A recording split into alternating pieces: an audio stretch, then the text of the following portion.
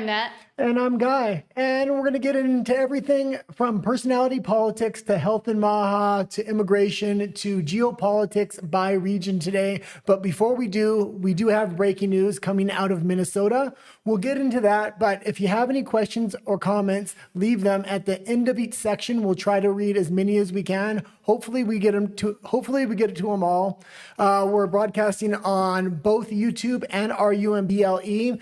Your questions will only appear on screen if you leave them on YouTube because we're trying to figure out how to make RUMBLE work. But we'll still read the RUMBLE questions. Yes. But first of all, hello to everybody. Hope you are doing well. Hello to Non. Now we have comments that pop up so everybody can see what we're talking about. Rafa says hello. Hello, Rafa. Good to see you, Rafa. You? And hold on, I'm trying to see if there's any. No, and they're talking to each other, so that was it. But hope you're all doing well. And yes, should we? Yeah, and just thank you to all the viewers that have been viewing in. The show has been getting a lot bigger, a lot more viewers. We're trying to get our subscriber base up. We're trying to reach 1,000 so we can monetize the channel and do this a lot more permanently. So if you're not subscribed, please do so. The first 1,000 subscribers really do mean a lot. Yes. Okay, let's get into the breaking news here. Yes. Oh, hold on, it's not working. Extra, extra, read all about it. Extra, read all about it. There we go. So yes, there was an event today in Minneapolis, Minnesota, and well, let's just see first what happened. Yeah, we actually got quite a few videos here, so a lot of different looks coming out of Minnesota. This is breaking. I think this is going to be big news, especially over the next weeks. So Homeland Security first says today ICE officers in Minneapolis were conducting targeted operations when rioters began blocking ICE officers, and one of these violent rioters weaponized her vehicle, attempting to run over our law enforcement officers in an attempt to end them, an act of domestic terrorism. An ICE officer, fearing for his life, the lives of his fellow law enforcement, and the safety of the public, fired defensive shots. He used his training and saved his own life and that of his fellow officers. The alleged perpetrator was hit and is deceased. The ICE officers who were hurt are expected to make full recoveries. This is a direct consequence of constant attacks and demonization of our officers by sanctuary politicians who fuel and encourage rampant assaults on our law enforcement and who are facing 1,300% increase in assaults against them and an 8,000% increase in ending threats. Okay, and let's play the video and then I'll kind of give my take on it. I think this is a pretty important take. I think this is meant to become more of a Summer of Love BLM style riot. At least that's what the left views it as. Ultimately, I don't think it's going to be that because everybody is focused on Minneapolis because of the corruption. So there's a much bigger undertone here than is probably being reported by the mainstream media. Yes, so there are quite a few videos and quite a few angles as well, which are important, I think. But Libs of TikTok says a driver in Minneapolis swiped the ICE agent with their car. Video clearly shows it. And this is the end of the incident. So you're really only seeing the shots fired and the crash. We have another video of the beginning of the incident. So that was one of them. Well, I don't know why you grabbed that video. Well, because you made me delete a bunch of the other ones. This is the video that I had grabbed. This is a much better angle. Yes. So don't just focus on the gentleman in the mask who's an ICE agent, but there's another gentleman right behind him that you'll see. That's the one that almost got severely hit by the vehicle.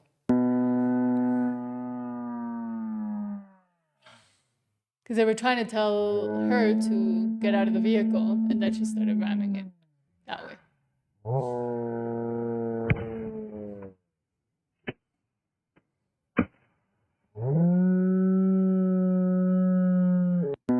Okay, that's good.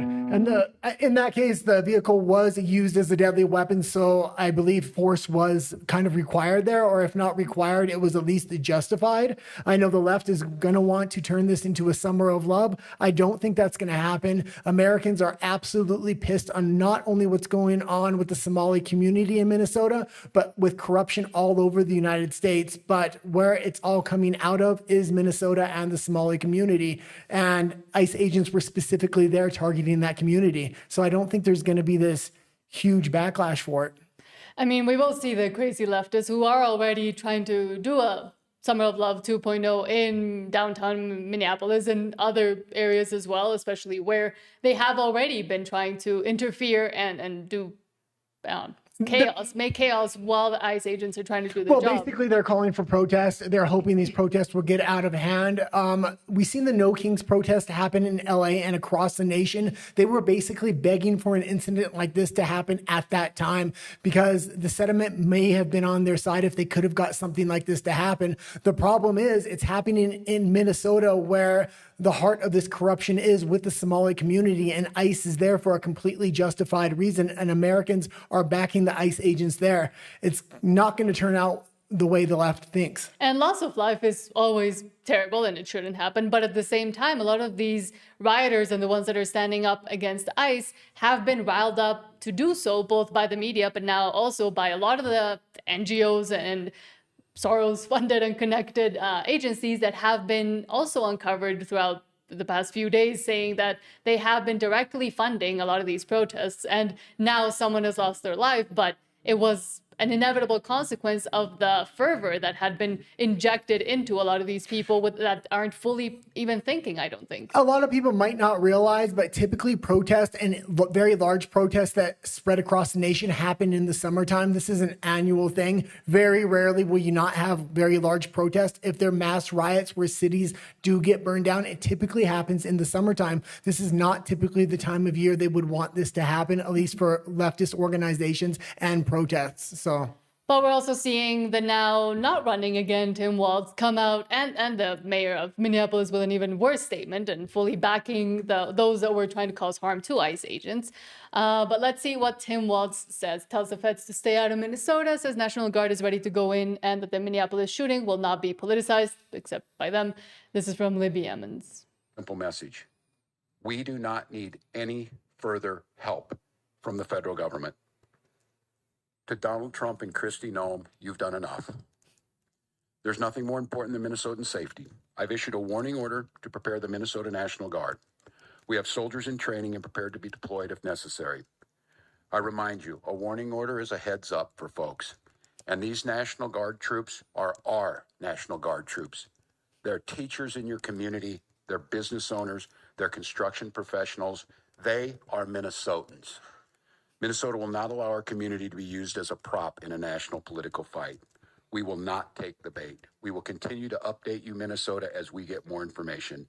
Simple message. Okay, what Tim Walz wants here is to release the National Guard, have mass protests to clear out federal law enforcement, whether that's ICE or other military potentially coming in, because they're really honing in on the corruption in Minnesota. And when shit rolls downhill, it's going to roll on his head. That's why he wants to push back. He would love to foment these protests, really release National Guard that he's in control of, not Donald Trump, and get everybody to clear out so they can cover up a lot of this corruption and he can have some breathing room. And this would be, I mean, again, loss of life is terrible, but this would be a great distraction from them, from what has been reported and the focus that has been put on the corruption in Minnesota, because from there they can also continue to stem it outwards towards Los Angeles and other places where similar things regarding corruption and stealing taxpayer money has been happening. So this would be very convenient for them. So I'm not surprised that both Tim Walz and the mayor are trying to rile it up and also encourage the protesters now that are trying to start to destroy Minneapolis. Well, Trump needs to double down here. He needs to start bringing in auditors, IRS investigators, more ICE agents to really investigate this corruption and work hand in hand with the media. So every time they uncover something, it's kind of released so they can have the American public on their side. These investigations are already spreading out through social media. You're seeing independent YouTubers kind of investigate a lot of organizations, especially in California. I said, I hope the other day they would start honing in on California, and we're seeing a lot of YouTubers doing especially that.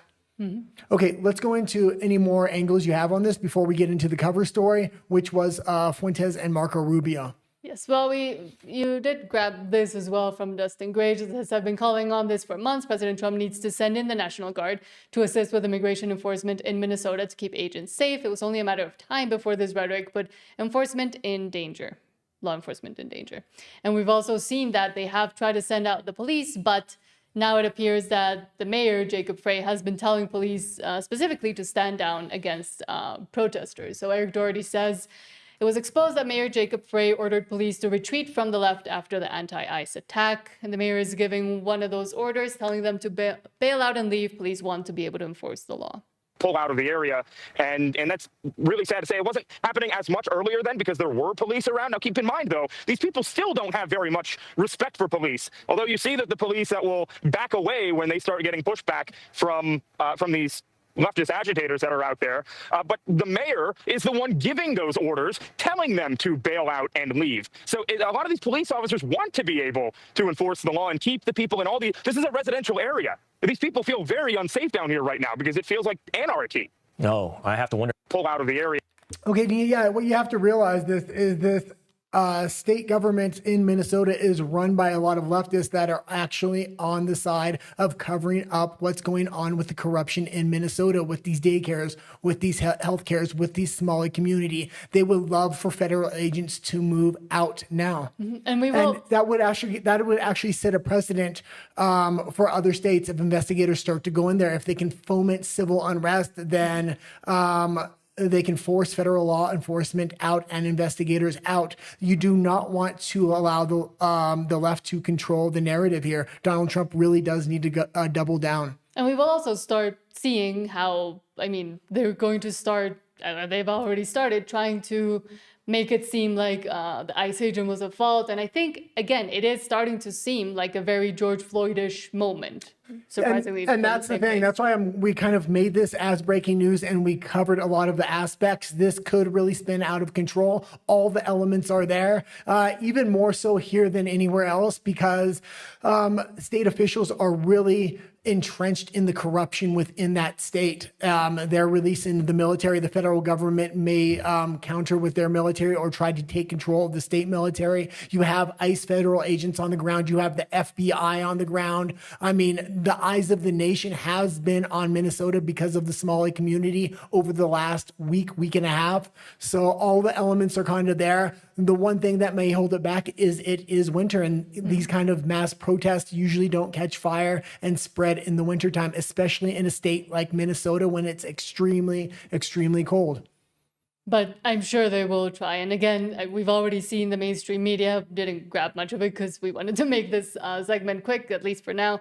But the mainstream media trying to as well put logs into the fire. That is the anger that the protesters are feeling now and trying to justify whatever they're going to do moving forward. Yeah. Also, we've seen over the last, especially in the No Kings protests, there was a lot of reporting coming out from NGOs, from protesters themselves saying they were paid to be there. It's going to cost a lot more to pay a protester to be in negative-degree weather in Minnesota, especially when the National Guard's there, especially when the nation's attention is on Minnesota. Okay. That was it for the breaking news. So. Okay, let's get into the next section, which let's read what. Oh, yeah. Okay. So Wig says, hello, Nat and Guy. Hello, hope you're doing well. Rafa also, thank you, says, I really love the retro aesthetic you're using in your channel. That was kind of my idea. I wanted to make it more 1920s, but there's not a lot of media stuff that I could use for 1920s. So we kind of went with just a bunch of retro different eras. Well, she started planning it out quite a while ago. It was taking her a long time to do it. Then there was the big scandal with what happened with Stranger Things. And I was a little worried because the actually opening clock looks a lot like Stranger Things. Which was not on purpose. And so does the music. And then there was that scandal, but I'm like, oh, we already have it done. We have to release it at this point. But I really like the intro anyway. Yes. And Nan says, so sad. And yes, again, loss of life is always sad, but justified. Apparently justified. Of course, it's going to go probably to courts of law and to judgment. But this isn't a George Floyd incident. I mean, I would push back on what actually happened in the George Floyd incident, but this is obviously the individual tried to hit not only one officer with their car, but could have potentially rolled over the other officer with his foot with the car. He was justified in shooting back, especially who knows where else she was going to go. A vehicle can be considered a deadly weapon. It is considered a deadly weapon. If used to attack someone. And clearly the wheels even turned to go towards that officer that is standing at the front. But only certain angles have been widely, in mainstream media, widely shown. So that is, I think, also why people will continue to, with the fomenting the anger about it. Yeah. Should we move on to personality politics, we're gonna which move is on- the cover story? We're going to move on to personality politics, which is the future of the Conservative Party as seen through possibly Marco Rubio and Nick Fuentes' influence. We have a couple articles on that. Let's get into it. Yes. Angry. I've had enough of these people.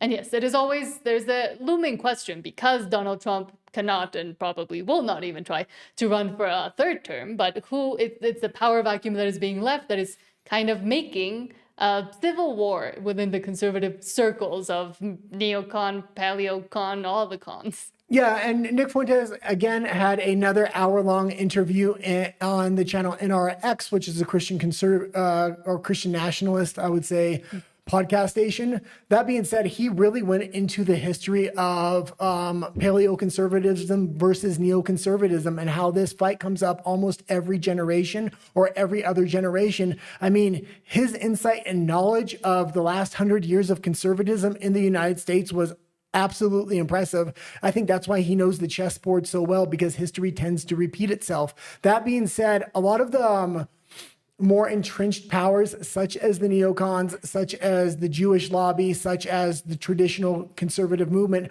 are really rallying behind Marco Rubio. And he's not the natural inheritor of the MAGA movement. It would be J.D. Vance.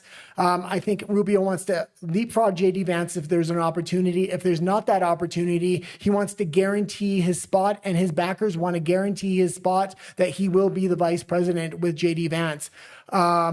Nick Fuentes and the paleocons aren't going to like that. J.D. Vance realizes he actually needs that wing and he needs those young conservatives, even though Nick Fuentes can be very polarizing, I would say.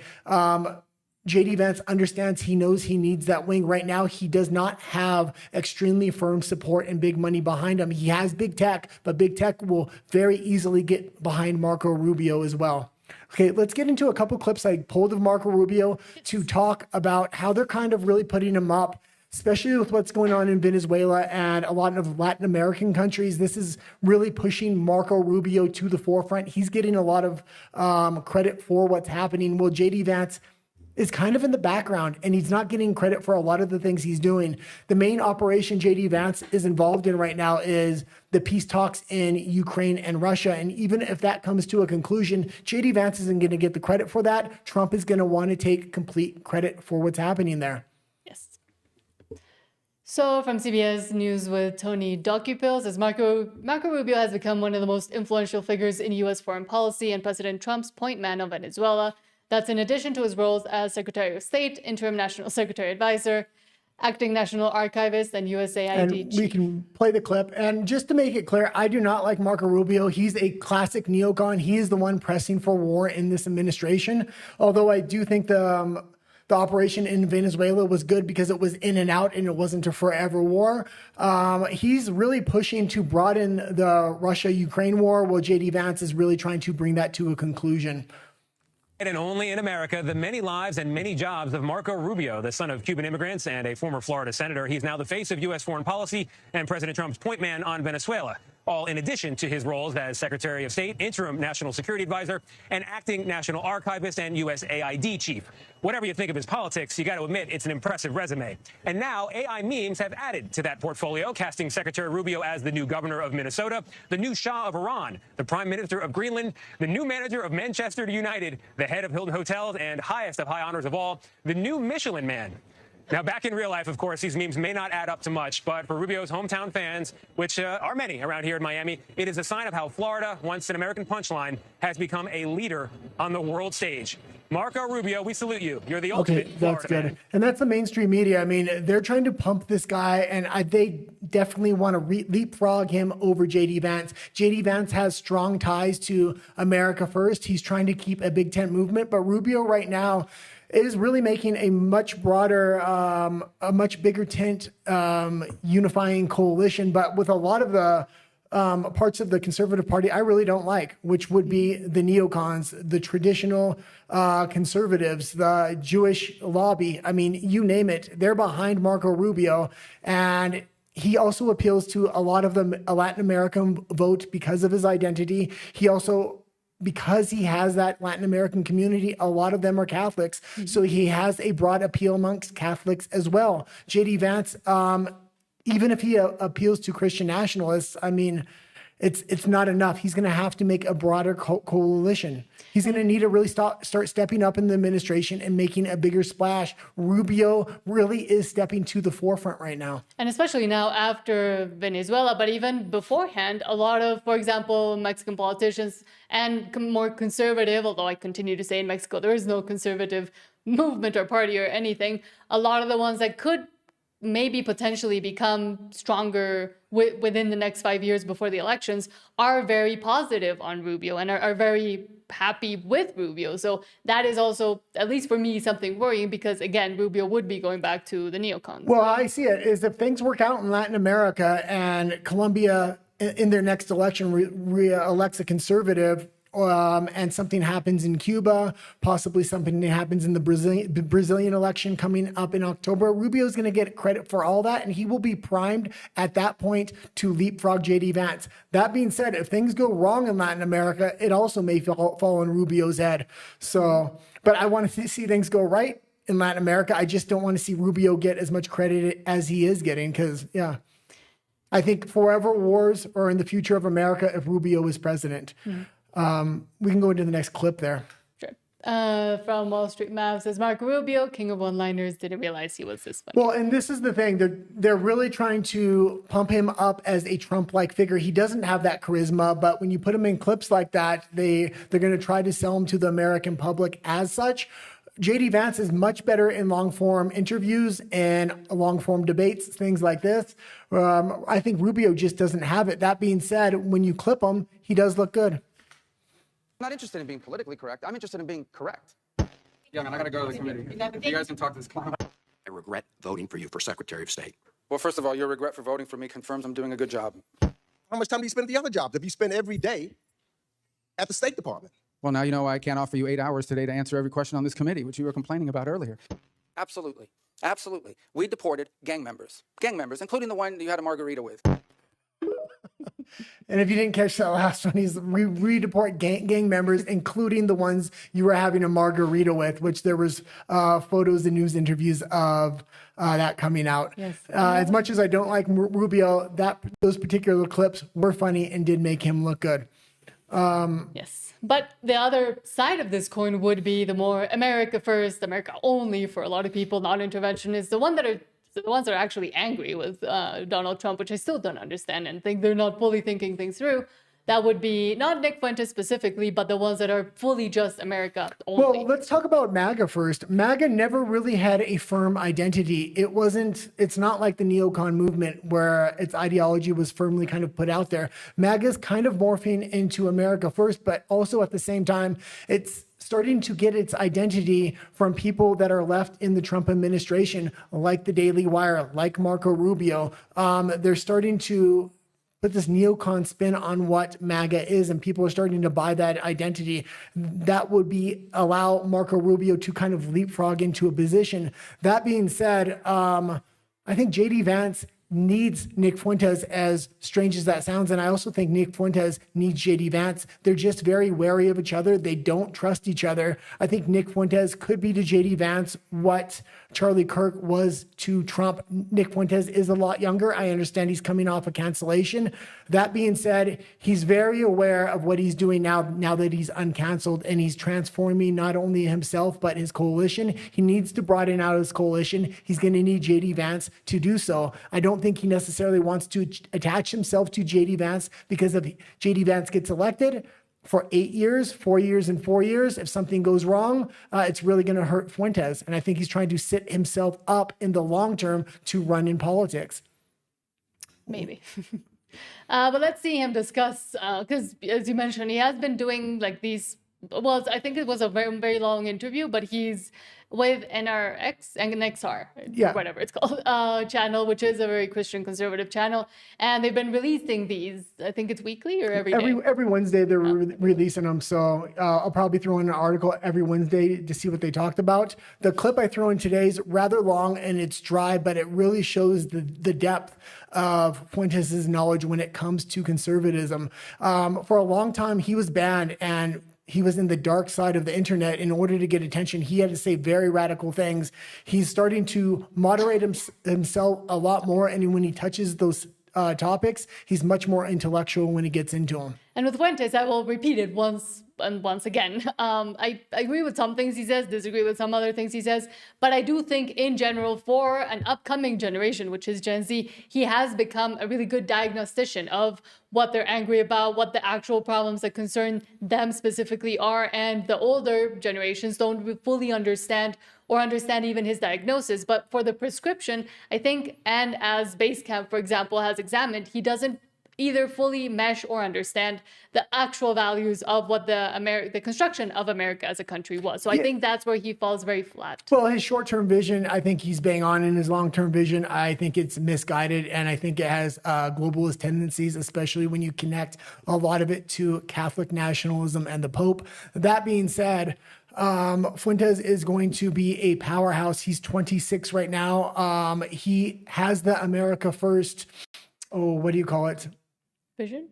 No, when you're getting donations. Yeah. He has the America First PAC. He's backed candidates in the past. He's involved in the voting arm of New Conservatism, much like Charlie Kirk was at his age. So it's going to be very interesting what happens. Okay, let's play the next clip here. And again, this is a dry clip, but it shows the depth of Fuentes' knowledge. He's going to have to broaden out his coalition. The best way for him to do it, because he is a Catholic, is to reach to other demographics like the Latin American population. Ooh, Paleocon. Explain that. Yeah. So, and how did that die? Was Buchanan like the last of the Paleocons? He would be maybe the last prominent Paleocon. Yes. Yeah. And it's interesting because Paleocon, that's a name that comes from Paul Gottfried, right? Yeah. Who's Jewish himself. Yeah. And he's an old intellectual. He's been around forever. He was a big critic of the Straussians, which we get into, the neocons. Paleocon was really reactive against the neocons. Okay. And I would say that even before there were Paleocons, there's an older tradition. You have an old American right, which is very different than the post-World War II American right. And it is nativist, and it is anti-war, and it is what you would call America First. It is very Christian. There is an old right in America. After World War II, it starts to change a little bit, but you still have a remnant. I would say that you have that in the House Committee on Un-American Activities. I would say you have that in McCarthyism. In the aftermath of the 40s, in the aftermath of World War II, in the 40s and 50s, you have the Red Scare, the Lavender Scare. They're anti-communist, against subversives. They're against gays. So that's like an early iteration of what you might call paleocons. Then you get some organizations in the 60s and 70s, the Council for Concerned Citizens. You get some of these like neo-Confederates, people in favor of segregation, some people from the South who are very right-wing. You could argue the John Birch Society, they never talked specifically, explicitly about Jews, but they were very conspiratorial. And then it's really in the 70s and 80s that you get the first clash between the actual neocons and the paleocons. And it does come down to these types of issues. And the problem. And I do understand it's a dry clip, but I'm going to let the entire clip kind of play out, because this is really the history of conservatism within the United States and how the neocons took power for a long time and the different factions that have kind of risen up throughout the years or the generations. And sorry, our dog went a little crazy. There's dogs barking all over the place right now. Prominent paleocons are guys like Patrick Buchanan, Sam Francis, Peter Brimelow, Joseph Sobran, Paul Gottfried. And they basically come around in response to the neocons, in response to the like Israel worship, the Reaganite coalition that brings together the free market people and the pro-war people, almost to the exclusion of the social conservatives. And they say, wait a second, we're against immigration. We don't think Tel Aviv is the capital of the United States. They say America is a white country. It's a Christian country. One of the big battles of the paleocons was against MLK Jr. Day, when that was made a federal holiday in the 80s. And what happens to the paleocons is that they are effectively hunted down and eliminated. Yeah. And this is something that almost nobody talks about, that Joseph Sobran, for example, it's a name almost nobody knows, but he was one of the, maybe the second most prominent conservative intellectual in America in the 80s. Extremely prolific in almost all the magazines, very high profile. But he, like Russell Kirk and some others, had some choice words about the Israeli infiltration of the right. And for that, they called him an anti-Semite, got him fired, buried his name, and he dies in ignominy. Nobody even knows who he is. Sam Francis is another one of the biggest columnists in the 80s and 90s. He's at the Washington Examiner. By all accounts, he's brilliant. I mean, encyclopedic knowledge of history, of everything. He attends the American Renaissance Conference hosted by Jared Taylor, the first of its kind in 93. Dinesh D'Souza goes to the conference and he watches what happens. He writes down his observations. He writes about it in a book. And he says, these guys are all Nazis and racists and Klansmen. He lies. Jared Taylor threatens to sue the publisher for libel, and the publisher actually removes that chapter from the book because it was so dishonest. It didn't matter because D'Souza published that chapter independently as an article, and they got Sam Francis fired from the Examiner. And for the rest of his life, he never achieved the same status. And then Patrick Buchanan, he ran for president in 92. And just before he ran for president, Bill Buckley writes this book. It was an entire standalone issue of National Review, but then he publishes it as a book. It's called In Search of Anti-Semitism. And he talks about some comments Buchanan had made on the McLaughlin Group about Israel and about the original war in Iraq. And says Buchanan's a Jew hater. He's a conspiratorial Jew hater, anti-Semite. And the book doesn't succeed. They tried to blackball him, but he's too famous. He loses in 92 anyway, doesn't win in the primary, but they do the same thing to him. And for 20 years, even into the mid-2000s, they eventually get him fired from MSNBC because of what he wrote in Suicide of a Superpower. And that being said, a lot of people do not know who Pat Buchanan is. He was Donald Trump before Donald Trump was Donald Trump. And yeah, there was a political assassination of him, and he really fell out of the public eye for a long time because it was one of the original cancellations in conservatism. And then the neocons really took over that movement. And that's why conservatism was so war hungry. The paleocons were traditionally always anti-war. Okay, let's go into the next section, or if there's any questions, actually. Well, you added, there was another last Oh yeah, post. there was one more in personality politics here. From Rapid Response 47 says, quote, winning a stunningly fast end of an era for public media. After nearly 60 years, the Corporation for Public Broadcasting has voted to dissolve itself. Yeah, and this is a section of personality politics we kind of talk about. Fuentes was here, potential conservative candidates for 2028, but we're seeing mainstream media used to be the personality politics of both the left and the right, and they are dying in mass. I mean, this was a huge wing of mainstream media for a long time. A stunningly fast end of an era for public media. After nearly 60 years, the Corporation for Public Broadcasting has voted to dissolve itself, forced to take the drastic measure after the Republican-held Congress voted to defund it at the behest of Donald Trump. The private agency has steered federal funding to PBS, NPR, and hundreds of public television and radio stations across the country. And they weren't forced to dissolve. The problem was they were completely government funded. And when that funding finally dried up, they were not able to compete in the marketplace of ideas. Much like the CBC in Canada, much like the BBC in the UK, they can only survive when they're funded by the government, and then they have to toe the government line. That's why it just sounds like propaganda. NPR, there's big rumors that they're going to shut down as well, but a lot of the funding that NPR did, or not NPR, what were we just talking about? PBS? A lot of the funding PBS did have in their bank accounts, they're now transferring over to NPR to try to save. That's National Public Radio. They are, again, just a propaganda rag of the liberal government.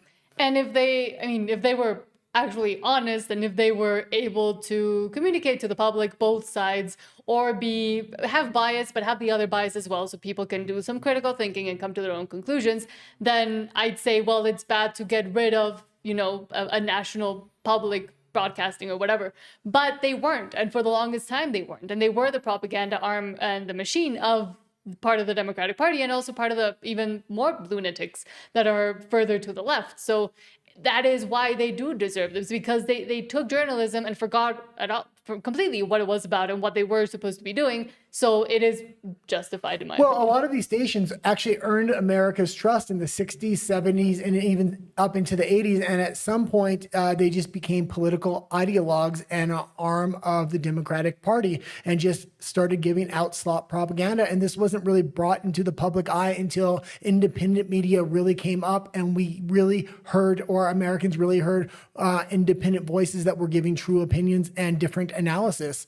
So we also showed last week on the show, there's a couple stations coming out now apologizing to their audience, realizing that they're going to no longer get federal funding and they're going to have to compete in the public market. So they're trying to rebrand themselves, bring conservatives back into the mainstream. That being said, they're doing it through Barry Weiss. I don't like the way they're necessarily doing it. I think they're just going to try to create propaganda on the left and propaganda on the right, controlled opposition. What they need to do is bring independent voices in, people that are on YouTube, that are successful, bring those people that have trusted audiences into the mainstream and don't try to censor them when you bring them into the mainstream.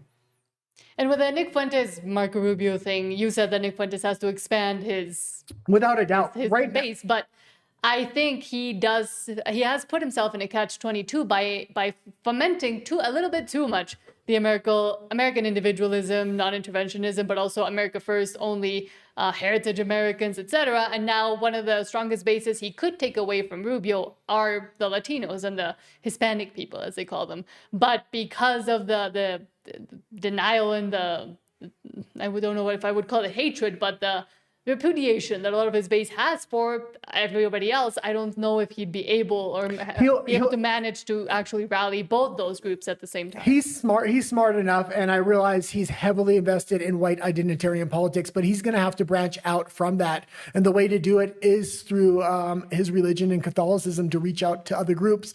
The Latino population is a huge group within Catholicism. Also, he can have the strategy of saying America First is our national strategy. America's First is our global strategy, meaning we're going to give very small tariffs to any Latin American countries that want to cooperate with us ideologically and otherwise. And I think that's the strategy going forward. He's going to have to build out a much larger coalition. J.D. Vance also is trying to build out a larger coalition. They would work well together. I understand right now they both appear to hate each other, but they're a natural fit together. And I think J.D. Vance is trying to extend a hand, but he also at the same time is trying to say, I can't have the most radical wing of your supporters kind of follow me. If they do, I can play to them just like Donald Trump did, but I can't outright support a lot of those policies. And Nick Fuentes also is saying, well, there's some policies I need you to change. And I think Fuentes right now doesn't want to throw support behind J.D. Vance, because he wants maximum leverage over J.D. Vance. And where he wants to apply that maximum leverage is who J.D. Vance's vice president is. He doesn't want it to be Marco Rubio. Neither do I. If Marco Rubio is J.D. Vance's vice president, J.D. Vance better watch his back, because they're going to be coming for him like they did Trump in order to switch him for Rubio, possibly with a bullet. But now let's go into the comments. Okay. Speaking of J.D. Vance, Neo says, J.D. Vance is shady. I believe he is in a closet. I don't think every single person in the Republican Party is gay, like a lot of people do, but I don't know. Maybe he is shady because of the connections to Palantir and because of the poor explanation he has given for a lot of them. Well, there's a lot of questions I have about J.D. Vance, and Nick Fuentes is the one that brought up a lot of those questions and brought them into the public eye. His connections to Peter Thiel and Palantir, he's attempting to address those. He's not doing a very good job, but at least he's answering the questions straightforwardly when he's asked by reporters or when he goes to college campuses and he gets questions from the students. So he is addressing it straightforwardly. Also, even with those questions around him, I don't know who a better candidate is at this point, because unless Fuentes or the America First movement puts up a candidate trying to tear down J.D. Vance, I think is only going to get America into a forever war. If you get Rubio, it's definitely a forever war because the neocons are behind him. Also, if you get a Gavin Newsom or Fuentes tears down J.D. Vance, and it leads way for the Democrats to have a candidate rise. The Democrats are also going to foment more. J.D. Vance is the best option at this point. If there's another option, I'm more than willing to kind of hear the America First movement out. But I think J.D. Vance is the natural fit with the America First movement, but he is going to have to quell some of those fears, answer some questions, and also not put Marco Rubio as his vice presidential candidate. Mm-hmm. And Nolan says, little narco Rubio. Well, I mean, he does seem to be trying to do... Well, him and his family have major connections to the drug industry, not only in Miami, but in Cuba. He's definitely, his wet dream is Cuba. After what happened with Venezuela, you can guarantee they're going to put a ton of pressure on Cuba right now. He's also focused on Colombia. I think they want to focus on Colombia by having an electoral switch. So the next election that comes up in March, there's going to be a ton of U.S. money coming into that election. And Nan also says, basically, both of them are controlled.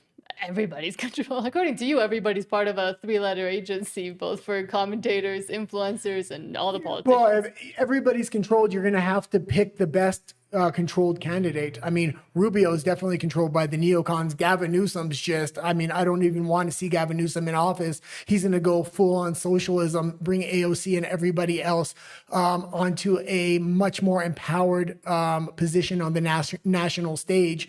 J.D. Vance is the most likely candidate at this point anyway to not start a forever war.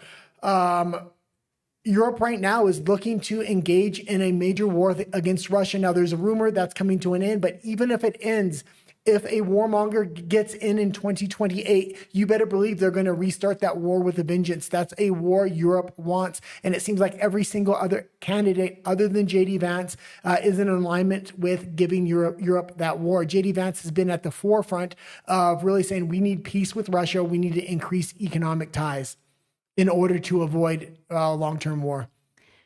Now from Trent Briggs, which I didn't want to bring in Candace or even speak about it, although we have been catching up on her latest episodes. But Trent Briggs says Tyler Robinson had steak dinner at a bar the day of Charlie's incident, 3 hours away. Yeah, I've been watching a lot of what Candace is kind of throwing out there at this point.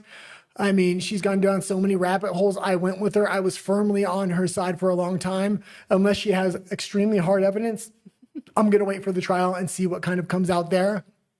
I think most people would do well in doing that. I have watched the last 2 episodes of Candace. The one thing I will say, as much as I'm very skeptical of Candace now because I've stuck with her the whole way through, I don't like the way the Daily Wire is trying to make a show, trying to assassinate her character. I understand it's funny, but let her fall on her own and keep your integrity as the Daily Wire. The Daily Wire, in my eyes, is really the news network for the neocons, and I don't want to see them rise again. They had a lot of prominence a few years ago. They've lost that prominence, and now I think they're really, well, not everybody there. I still do like Michael Knowles. I still do have hope for Matt Walsh. That being said, they are under contract, and Isabel Brown. And Ben Shapiro is running that network. I do think that show might be a covert way or not so covert way to make Candace sink herself. And maybe they'll come out and say, oh, it wasn't true. Maybe it is true and it would be funny. But I don't know. I mean, she's been doing the exact same thing for a dead man's both family and business for the past 6 months. So, I mean, a bit of a taste of her own medicine isn't too bad.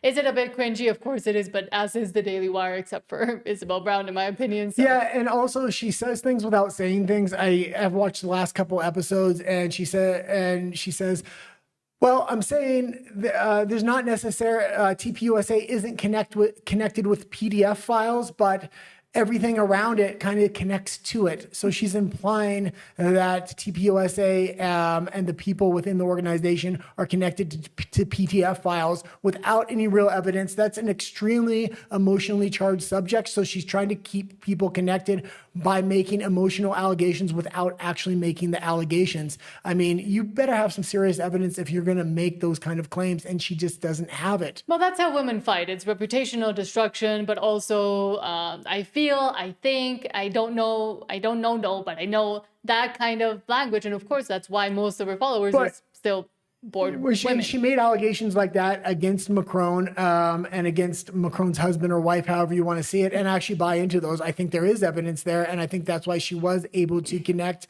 that storyline very emotionally. It's not. I don't think it's going to work here as much. And I think it worked once, and now she's trying to do the same thing again, even though the evidence may not be there this time. And I'm not fully sure if it was there during the Macron thing. Yeah, but as much as I'd love to believe that Brigitte Macron is a man and she's all weird and all the other PDF stuff that she allegedly has done, there was no full evidence there either. And there is now a court case that might reveal so. Yeah, I'm continuing to watch Candace, but I watch it with a very skeptical eye now because I went down so many rabbit holes with her. And yeah. And Neo says, "Oh, forgot Lenin was also gay." Everybody's gay, apparently. Yeah, it wouldn't surprise me if Nick Fuentes was gay as well. I mean, there's a lot. JD Vance, there's a lot of Tucker, clips of him coming out with the Catboy. He's having dinner with him, all kinds of other things. That being said, there's so many assassinations on his character. But if he came out as gay, yeah, he would lose a lot of his traditional support. But I think he would gain other segments of support. And you had brought that up the other day. Maybe. Non also says National Propaganda Radio. That's all they used to. Yeah, it, actually, good. I rarely listen to radio, but NPR has a YouTube station, and I watch them. I said, "Wow, this is heavy propaganda." So I listened to them on the radio, and they are 10 times worse. I mean, if you want to hear true propaganda, you listen to NPR. It's absolutely insane. It kind of helps to know and to gauge where they are and where they want to go with their insanity. So. But now you can't. Wig says people should really go and watch Nick's interview with Joel if you want knowledge about conservative politics, Israel, etc. There is no one, I'm guessing, like Nick.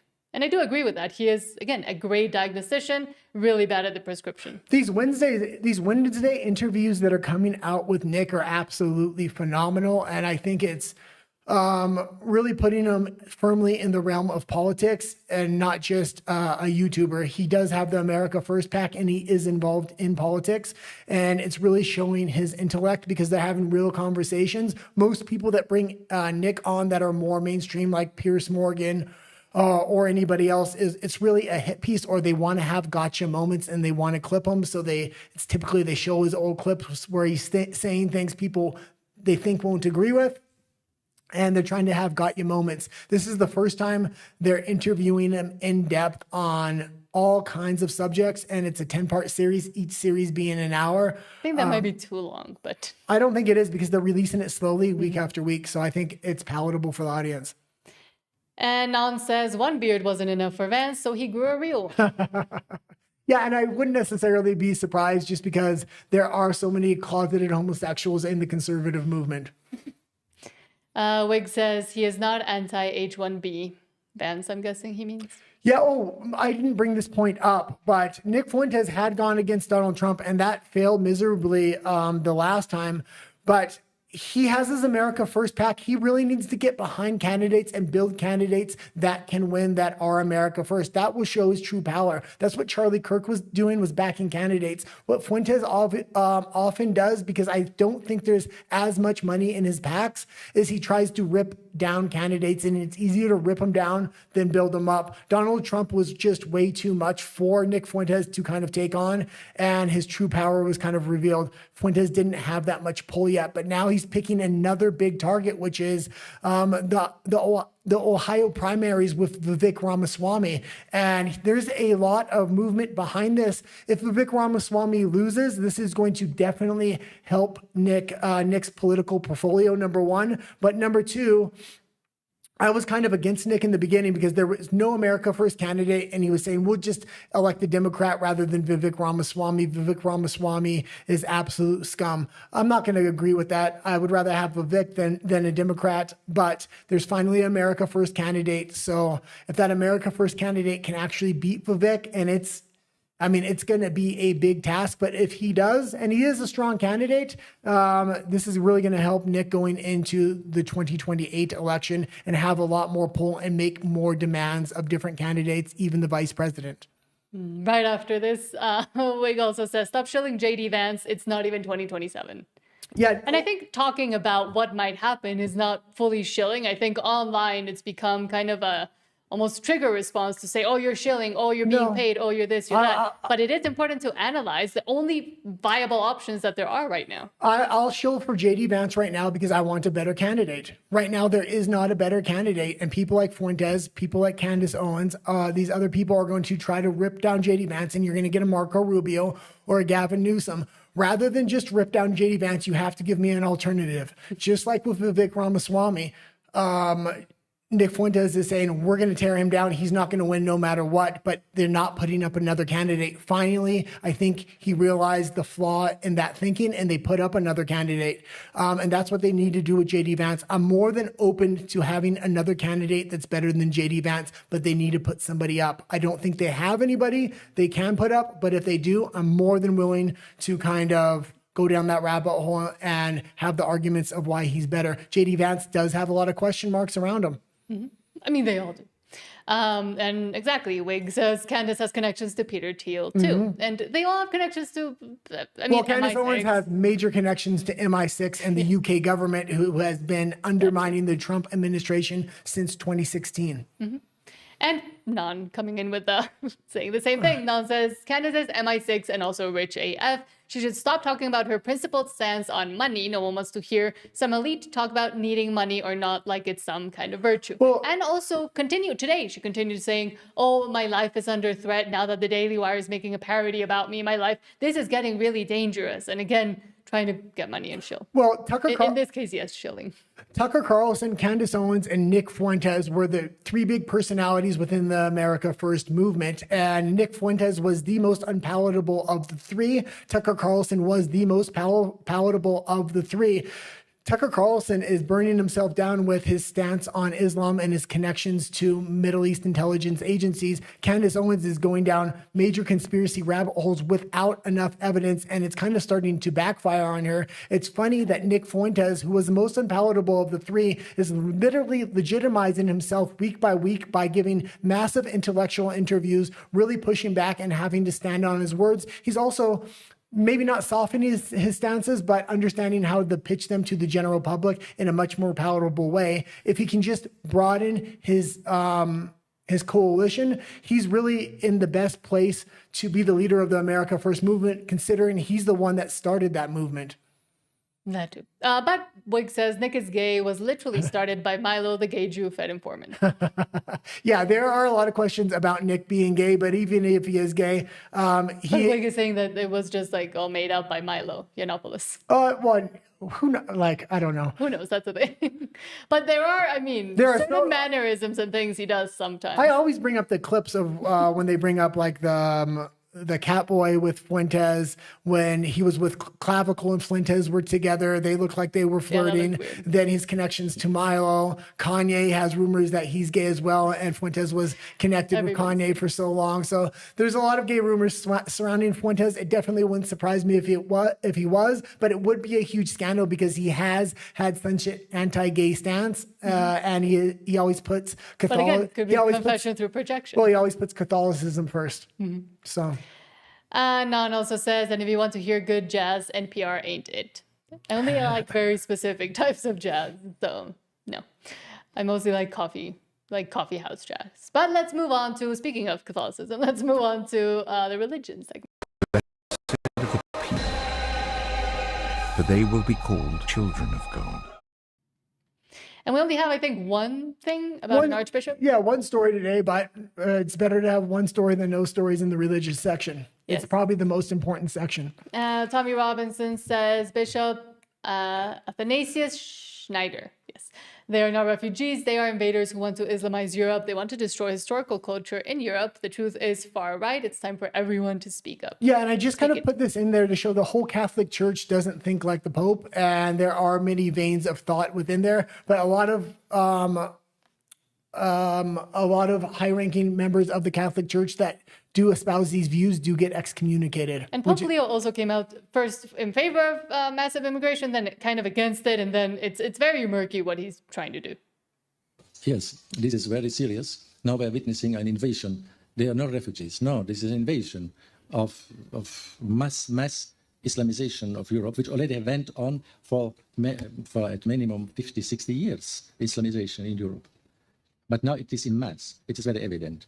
And so this is a global political agenda by the powerful of the world to destroy Europe culturally and religiously. I mean, to destroy Christianity ultimately in Europe with the help of the massive Islamic population. And I was reading recently an article of a sociologist who made a calculation that maybe in 30 or 40 years, when it's now going on, so the majority of the population of Europe will be Islamic. Europe will be Islamic when this will go on, because the European people have almost no children, 1 or 2. The Muslims there, they have 5, 6 to 10 children. And so it is, you can only make mathematics, and then you can see that they will be in the majority. And so maybe it is a permission of God that then the church, being surrounded by Islamic society, which is not tolerant and which will not be tolerant, and then the Christianity in the church will be maybe purified. It's this, and the purification is good also sometimes. Okay, and that's good. And I'm glad people are speaking up that do have places inside the Catholic Church. I think it is important. I hope he doesn't get excommunicated, because I know other cardinals that have spoken up have been excommunicated. We shown one last week on the show. Mm-hmm. I was going to say something. That he has a very good and a very important point, especially within the European, Western, and over here context as well, with Islam and Islamization. That is the end goal, is to get rid of every single other religion and to conquer whatever land they actually arrive at. And that is a very uncomfortable point that a lot of people don't want to make, and you don't want to seem Islamophobic, but that is the important point that has to be made so people understand. And so people also come back to religion, but a religion that is not captured either by the woke or by worse entities. Well, I can be a lot more sympathetic, and I think a lot of people that lived in the West were a lot more sympathetic to Islam when it wasn't mass migration that was taking over the country, trying to implement Sharia law. We see mass rape gangs. I mean, there's just so many add-on effects. There's no control or integration of the immigrants that are coming into this country. I mean, this clip could have easily not been in the immigration section, but the fact that a prominent Catholic was speaking these views, I thought was important to put in the religious section, and I hope more cardinals start speaking out. Okay. Should I read some of the few comments I missed? Read some of the comments you missed. I'm going to take a quick break. Okay. I'll read this one to him after when he comes back. Non says, Tucker CIA by proxy, at least. Again, we do know his father had some sort of involvement with the CIA. That is for sure known. Fuentes is new to me. I'm enjoying listening to him. I agree on a lot of points. I don't care who is gay, who isn't.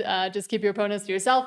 And I think that has become the more important position. And one of the things that was able to be done with the MAGA Big Ten movement that now is breaking down as well was that also bringing in and inviting the gays, some of the gays, the common sense gays, and also the Democrats that wanted to leave. And all of that also did help garner support. And yes, it goes against some of the religious principles, or all the religious principles that the more America First segments, let's say, that have. But in the end, it did help win. So forming those coalitions instead of dividing into identity politics, that is what is happening now on the right as well. And how the left was also able to win before is what will doom them, in my opinion. Fuentes doesn't have to broaden his coalition out to everybody like Charlie Kirk does. I mean, Fuentes went through a cancellation early on in his career, and the most radical side of the internet is only people that kind of were left there to listen to him. Now that he's becoming unbanned, he needs to broaden his coalition. If he's going to leave certain groups out, he needs to leave the smallest groups out. And with a lot of the rhetoric he's previously said, the LGBT community will be probably the group he leaves out most. But it would be funny if he did end up being gay. And with Fuentes, and I always say, listen to everybody. We both listen to people very on the left and the crazies, but also people like even more far right than Nick, I would say. And that is important. And then from there, discern and have your own critical thinking skills and formulate your own opinion, because you might agree with some things with this person, some other things with that person, but fully accepting or agreeing with whoever you see online, even us or whoever, is not healthy. And that is, I think, the trap that a lot of people, voters, citizens, and commentators themselves keep falling into. Yeah, Nick's biggest hurdles to come are he has so many enemies and he's so high profile. People have been going at him since before he had a following. He's very wary of this. And when Tucker Carlson and Candace Owens tried to kind of draw him in. I think they were sitting in a trap. He wasn't drawn into that, and he took very smart stances at that point. So he's very aware, but the fact that he has so many enemies means he has to grow and make moves a lot more slowly and a lot more cautiously. And Wig says to you, I guess, because it doesn't apply to me that much, says, you're too pro-Russia and too pro-Vance. I have a suspicion. Yeah, I'm fairly pro on all those because mainly I'm not pro-EU because the direction that the EU is going in. I would like to see Russia and the EU actually have trade relations. I don't think that's possible at this point because of the EU. I think it is possible for Russia and the United States to have trade relations. And I think that calms down tensions when you have economic cooperation between countries. Also with Israel, Israel's at 7 wars right now, or 7 conflicts with 7 different groups. I think rather than have all these conflicts, create economic ties with the people in your region. I mean, that's exactly what Trump was trying to do with Israel. And instead of making economic ties, they're making more wars than ties. They're not making it easy on Trump. And also Nan says, just to finish off the comments here, Nan says, I will be here listening, but it's time to start cooking dinner. Great show so far, y'all. Thank you so much. Also, thank you. I guess this reminds me, don't forget to like and subscribe. It really does help us out. And we are trying to get to 1,000 subscribers, and good luck with your dinner. Yeah, we're really trying to get to 1,000 subscribers because that's the monetization. After that, I don't even know if I'm going to track the subscribers. Yeah, but that's kind of what happened with the Spanish channel as well. Once it hit like the 1,000 and we were able to monetize that one, it was like, okay, well, now we can more concentrate on watch time and etc. Yeah, and interaction also with. And again, I'm happy to see another candidate other than JD Vance, but they're going to have to put somebody up and not just say we're going to rip down JD Vance. He's the most America First candidates there, although there are a lot of questions around him. But put somebody else up, and they need to put him up early so we can really vet him. Really know who this individual is. And that's the thing. Yes, stomp your feet, criticize, investigate, expose, but then at the same time, don't just say, well, nothing can be done, so no, we're going to have to vote for the Democrats, I guess, or don't go out and vote, but actually be proactive and put up a candidate, put up other options, put up other alternatives, and then you'll even grow a bigger following, I think. Yeah, and I realize a lot of people also don't like Nick Fuentes. I'm fairly sympathetic to a lot of his arguments, and I'm willing to not only show his clip but engage with his arguments, whether I agree or disagree. But when he was going to go after Vivek Ramaswamy and he didn't want to put another candidate up at first, I said it made me very suspicious of Nick of being counter opposition or controlled opposition. And if he doesn't put another candidate up against JD Vance and just tries to rip him down, he might as well be a part of the Democratic voting arm or the Democratic machine trying to rip down a conservative candidate. He needs to put somebody up that people can get behind and support. And just quickly, Wig says 3% blacks voted for Trump, 10% Hispanic, 3% Asian, 78% white voted for Trump, large majority of which were young white men and Nick's base. But he cannot just rely on that. I don't think so. No, he needs to branch out to the Hispanic. And he's boxed himself in. If he doesn't think it properly, he has boxed himself in too much to just the white men who eventually will not be what they need to defeat, for example, a Newsom. Well, he can't just broaden out his coalition and say, oh, we're going to do... He's made ideological arguments why he has the coalition he has. If he wants to broaden out, he's going to have to make arguments of why the coalition is being broadened out. The Hispanic population is definitely a population that would vote conservative. They're naturally conservative with their views. It would be the easiest one to reach out to through his Catholic base and say America first is America, but our international policy is for the Americas. Mm-hmm. And the already in play Monroe Doctrine 2.0, which is becoming more and more popular within the administration, but also within JD Vance. There's a logical. They understand you need other countries to do well if you want your country to also continue to do well, especially the ones underneath and above you. There's a logical path for him there to broaden out his coalition. As he does that, I think him and JD Vance are naturally going to come more together. We'll have to see. Yeah. They also fear each other because, yeah. But now let's move on to health, which has some maybe positive stuff coming out. Really positive news coming out from AHA. Yeah. But the goal would be to do nothing. And of course, RFK, at first we were very critical of RFK because it seemed like nothing was happening. And then a lot of things started happening and continue, hopefully, to happen also on the MAGA front, which is something that did help, one of the big segments that did help Trump win this past time. Yeah, let's get into the article.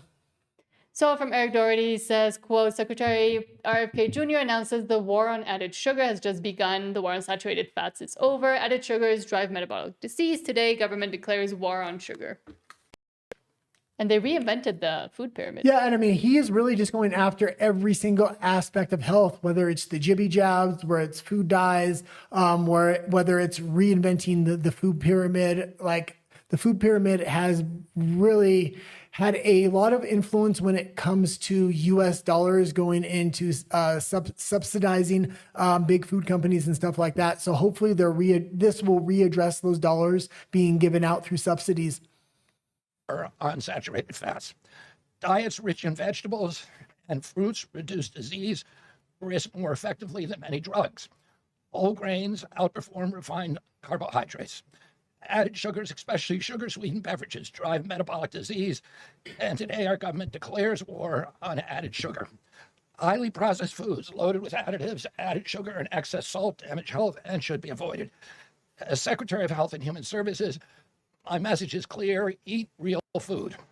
Nothing matters more on saturated fats. Okay, and that being said, this is not just a statement you can give out. There are major lobbyist groups that are going to directly put money in either trying to tarnish RFK's name or other things. The sugar lobby is one of those major lobbies that have had a lot of power in the United States for a long time.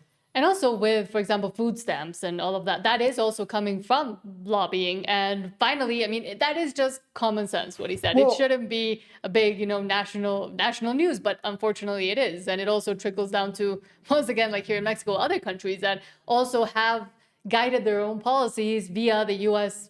bad policies on health and food. Well, the controversy of food stamps came up near the end of last year because the federal shutdown. That being said, it's really hard to make changes on what you can spend your food stamps on when you still are upholding to the food pyramid and you're saying these things are healthy, but then you're saying you can't spend your food stamps on this. So if they change the food pyramid, it's a lot easier to change what you can actually spend food stamps on and hopefully make America healthy again. Mm-hmm.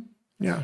And also yesterday, we were talking about Roe versus Wade and if Trump should make a compromise regarding health and Medicaid and etc. This next story is interesting. Yes. And it's I brought this up to kind of bring up the conversation overall. And this one I did kind of know, but a lot of people don't know. I had no clue. And I cover news on a daily basis. We talk about childhood development. I can't believe I didn't know this. Well, because I've been very anti-feminist for a very long time now. Illuminati Bot says, did you know Roe versus Wade was passed only because Roe lied about being R-worded? She admitted it live on TV. Yeah, and this is a very old news segment, so I'm surprised I never heard this, but I guess they try to sweep it under the rug. Jane Roe's story was a terrible one. She said she had been gang raped, gotten pregnant, was desperate to get an abortion. That's what everyone believed, as long as Jane Roe remained anonymous. When she went public, she told a different story. You were raped while you were in Georgia?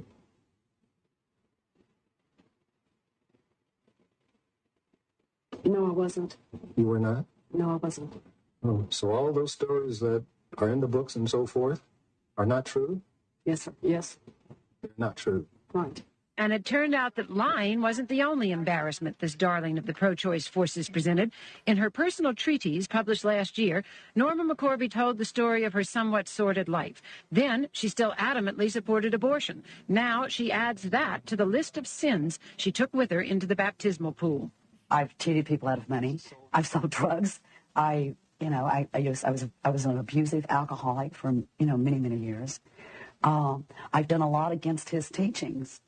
That I think. Okay, you can kind of leave it there. And that was just fascinating to me that entire story had been laid bare, that entire movement was based upon to pass that Roe versus Wade law. Now, Trump was able to get that reformed, a very big step when it comes to the abortion movement or the pro-life movement. That being said, that wasn't actually the article I was talking about bringing up the debate. The next article with Trump is because he's taking the other stance now, but it might be too.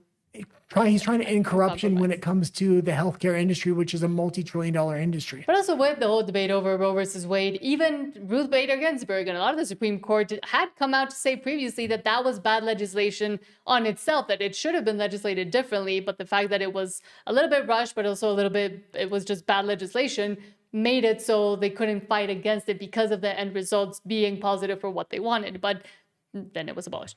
From Lila Rose, who's an advocate and activist for the pro-life movement, says breaking Trump calls to make the Hyde Amendment flexible, quote unquote, potentially opening the door to taxpayer-funded abortion. The GOP must stand firm for human life, no exceptions, no. Yeah, so what he wants to do is, instead of giving trillions of dollars or hundreds of billions of dollars directly to insurance companies so they can inflate the price of medication, surgeries, and everything else, I mean, medication that's costing $20, the insurance companies are charging $2,400 for it because they know it's guaranteed money. What Trump wants to do is give money in the accounts of the American citizens that can only be spent on healthcare, and then they can decide whether they want to go with an insurance company, whether they want to pay the doctor outright, or what they want to do, giving maximal freedom to the American public. That being said, he's not going to be able to pass that legislation unless he makes some kind of compromise with the Democrats. It looks like that compromise is what the Democrats want is for, if that money's put in American citizens' accounts, they have to have the ability to spend it on abortion, which is a big sticking point. I realize that. Let the money go in the healthcare account or however you do it. Let the money go directly to the people. Now, you have to be a little flexible on Hyde. You know that. You got to be a little flexible. You got to work something. You got to use... When he says Hyde is legislation that had been put in that the federal government money cannot be spent on abortion. So it was a big victory for the pro-life movement. I'm very pro-life myself, but I'm also very anti-corruption. Ingenuity, you got to work. We're all big fans of everything, but you got to be flexible. You have to have flexibility. Okay, and I did put another clip we can play right away, and it's Trump's traditional stance on abortion. Oh, and this is a little bit older of a clip, but not that old. And he seems to have the same stance consistently through his career. And he's fairly honest about it. Partial birth abortion, the eliminating of abortion in the third trimester. Big issue in Washington. Would President Trump ban partial birth abortion? Well, look, I'm very pro-choice. I hate the concept of abortion. I hate it. I hate everything it stands for. I cringe when I listen to people debating the subject. But I just believe in choice. And again, it may be a little bit of a New York background because there is some different attitude in different parts of the country. And, I was raised in New York and grew up and work and everything else in New York City. But I am strongly for choice, and yet I hate the concept of abortion. But you would not ban it? No. Or ban partial birth abortion? No, I am pro-choice in every respect. And it's very interesting because he's got more legislated done than any other president when it comes to the pro-life movement, although he is pro-choice by nature. So the fact that this compromise is potentially coming in to root out trillions of dollars of corruption through the Medicare system, but they'll have to allow that money to be spent on abortion if the individual wants to do that. It's interesting if that's going to pass or not.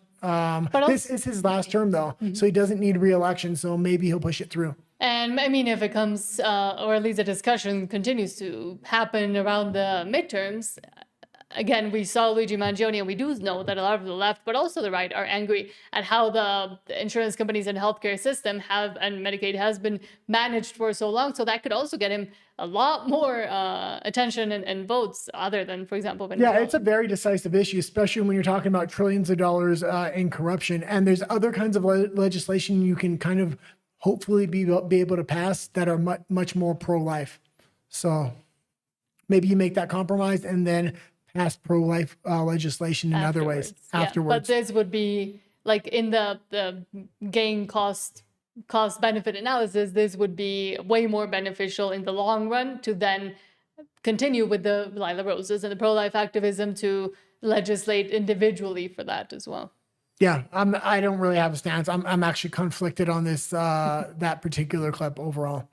Okay. And then you had a last story about veterinarians. Yeah. From Kathleen Winchell says, "This is crazy. I had no idea that this is happening to the veterinarians. Now people can't afford to have pets." It is becoming impossible to have pets in the United States of America, the so-called greatest country on earth. Just a couple of days ago, I shared a video about how private equity was taking over vet clinics in the United States of America. They now own 75% of emergency vet care and almost 50% of regular vet clinics. The result of this is that people are being priced out of the simple act of having a pet, and that is disgusting. And I wanted to use my platform to share some of the stories of the people who told me what is happening to them. So here you go. Pause it. Someone said vet care is... Yeah, and this is the gaming of the insurance industry through having a pet. And a similar industry was created around insurance with humans. So incredibly expensive, and they always push for tests that aren't needed. I recently lost my soulmate cat because of that. We are one of the 25% of ER vets still privately owned. Private equity is making it impossible to compete. One of my friends said, my dog has a cancer tumor that's growing insanely large and I can't afford the $10K to get it or her leg removed. Another person said, so timely, just cost me half a month's rent for an urgent visit with my rabbit today. Grateful for the vet team, but it can be devastating. Okay, you can leave it there because he's just going to go through more examples. But the insurance industries are so insidious, and the fact that they're trying to take over most veterinarian clinics, they're already at 70%. I know when we used to live in Canada, we live in Mexico now. We had private insurance for our dogs. Thank God. And we thought it was kind of like almost a joke, or like, oh, it'll cover, you know, whatever if she like hurts her nail or something. And then she actually ended up having degenerative disease in her spine and her discs, and also she's a French bulldog, so everything's wrong with her. But because we got insurance earlier, that did help outweigh the cost. And even then, surgery that she might have needed for her back, hopefully not anymore, was what, $10,000, $15,000 around that. She didn't end up needing it, but it was helpful to even just know that you had it. Yeah, but also But it's crazy that you need, veterinary clinics in the United States and Canada way overcharge for the treatment because they know it's going to be paid by insurance, because you basically have to have insurance for your dog. Otherwise, you're going to be forced to put it down. When you come to Mexico, things are a lot cheaper here, and they don't actually offer insurance here. Yeah, and I mean, I do think vets sometimes charge a little bit too little, and you do have to be careful here in Mexico where and what vet you have to know somebody else that goes to that same vet. It has to be through word of mouth because there's some scammers and scary people out there. But in the States also, almost nothing to do with this, but maybe it might be a little bit correlated. I didn't know that the large majority of vets now in vet schools in the US are predominantly women. Like it's all women veterinarians that are coming out of the medical schools and veterinary schools. So that's also interesting. And the medical schools. Well, I will say we have a time clock at the beginning of our show with a 5-minute countdown. And if you watch that entire thing, I think around the 2-minute mark somewhere in there, there's a little French bulldog that comes up. It's not our French bulldog, but our French bulldog looks exactly like that. Yeah. That's why we put her on there. That's why we're surrounded by French bulldogs on the set. And that's the barking you sometimes hear on the show. Okay, Let me read the last. Read the comments, and then we have one story for the immigration section, and then we'll get into geopolitics by region. So Wig says, stop shilling Vivek. He is disgusting. I don't like Vivek. No, I actually like the other America First candidate that's coming up against Vivek. But what I was saying was, if they were going to try to tear down Vivek by not giving us another candidate and saying, well, just vote for the Democrat or don't vote, that's not a proper strategy. That's just tearing down the conservative movement and the conservative party. I was much more happy when the last minute America First candidate came up, who has a YouTube station, designed a car that gets 105 miles per gallon. He's a little cringy, but I prefer him much more over Vivek. But I think that it's an uphill battle to beat Vivek because he has so much name exposure. But there is a lot of money going in against him too, I'd say. I'm just happy they put a candidate up that's viable against him and didn't just say vote for the Democrat. And that's the thing, like you can tear down MAGA and you can tear down Vivek, everybody as much as you want, but don't just do it and leave the space open and blank for whoever, probably Democrat, to come in. Well, and I'm also up to having a counter candidate against J.D. Vance, maybe an RFK Jr. So, or you're gonna have to put somebody up against it. There's only so many people that can actually run against J.D. Vance for the head of the party there. I mean, you have Tulsi Gabbard, RFK Jr. Tulsi Gabbard's probably not even a big enough name. RFK Jr. has really performed in this administration. So, and in a way, you could say he's a heritage American. Yeah, I don't like the other side, I don't like a lot of his political policies, and I don't know. like there's a lot of things I don't like about RFK Jr. either. So I like put up a candidate against JD, and I'm more than willing to hear him out. Rafa says, your transition reminded me that I'm going to buy a VCR player tomorrow. And good. Because I think it might come from one of the conversations we had months ago, because Rafa was going to be a new dad. And I did say, try to get as much physical media as you can, because online and on streaming and books and everything, they keep changing things, and then they don't tell you to bulkify or to just change history in general. So I am a big advocate of physical, old school media. So good. Well, I watch a lot of podcasts, and it's retro trends are starting to come in, and I'm seeing VCRs in the background. It makes me want to get a VCR again. I think I might have somewhere if we didn't throw it out. Rafa says tolerance is not a Christian virtue. And Rafa is very Catholic, so he would know. Yeah, well, speaking of the Pope and the immigration. When it comes to Christianity in general, there's two real strains kind of coming out. One that's all love, forgiveness, don't really ever stand up for yourself or push back on anything. And then there's a much harder strain, which is through Catholicism and even Orthodoxy. And men are much more attracted to that. And you're seeing that strain kind of rise because they're having to push back on Islam.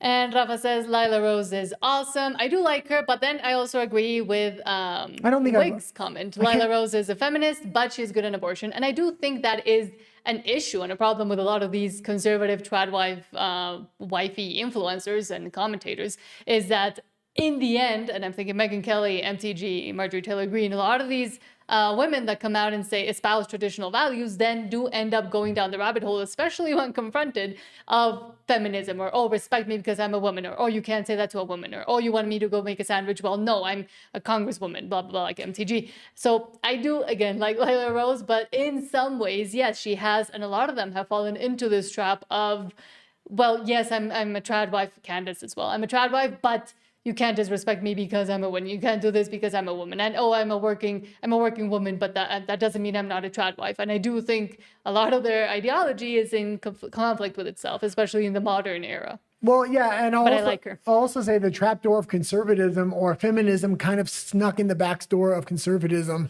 and a lot of influencers within the social media space are feminists by heart. Even a lot of the men commentators just have the streak of feminism in them, and I think that's going to be something to really watch out in the long term. There's a lot of pushback going on right now, and I'm glad that conversation's being had. But I think there needs to be even more pushback. I know Andrew Wilson really pushes back against it, and I love the fact that he does. He'll do it front and center stage on the Piers Morgan show when he has a feminist conservative commentator, and he'll literally call her out. And I do think it is a now decades-old knee-jerk reaction of a society that has been incredibly feminized and has continued to espouse but also practice a lot of the feminist values that have been building upon themselves over and over again. I mean, right now institutions are completely feminized. So even for conservatives, even for conservative influencers, trad wives, that knee-jerk reaction is already embedded within them. And I think it takes a long time and a lot of introspection also to realize that you're doing it and how to stop doing it. Well, and they don't care. Men also need to find their masculinity again. Yes. I mean, they're becoming feminized. The first article I was actually supposed to have in the health section was the feminization of men through plastics. But I had to take one story out because we just had too many stories today. And Wig says, and I like this comment, says, I agree more and more with Nat than Guy. I feel gay. Believe me, I'm the one that made you based. I'm way more on the Nick side, to put it that way, than Guy is. Guy is a little bit more.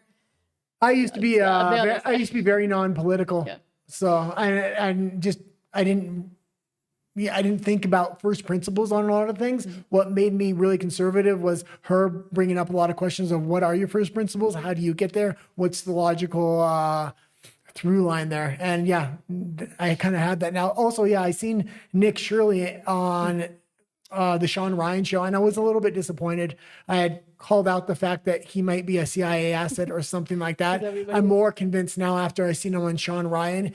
He's going to these extremely hot zones. He should be very politically motivated or really know first principles. And he was really lost when he was asked about a lot of these things. Like he's just going on assignments and missions. That being said, I do like Nick Shirley's reporting, but maybe stay off the microphone.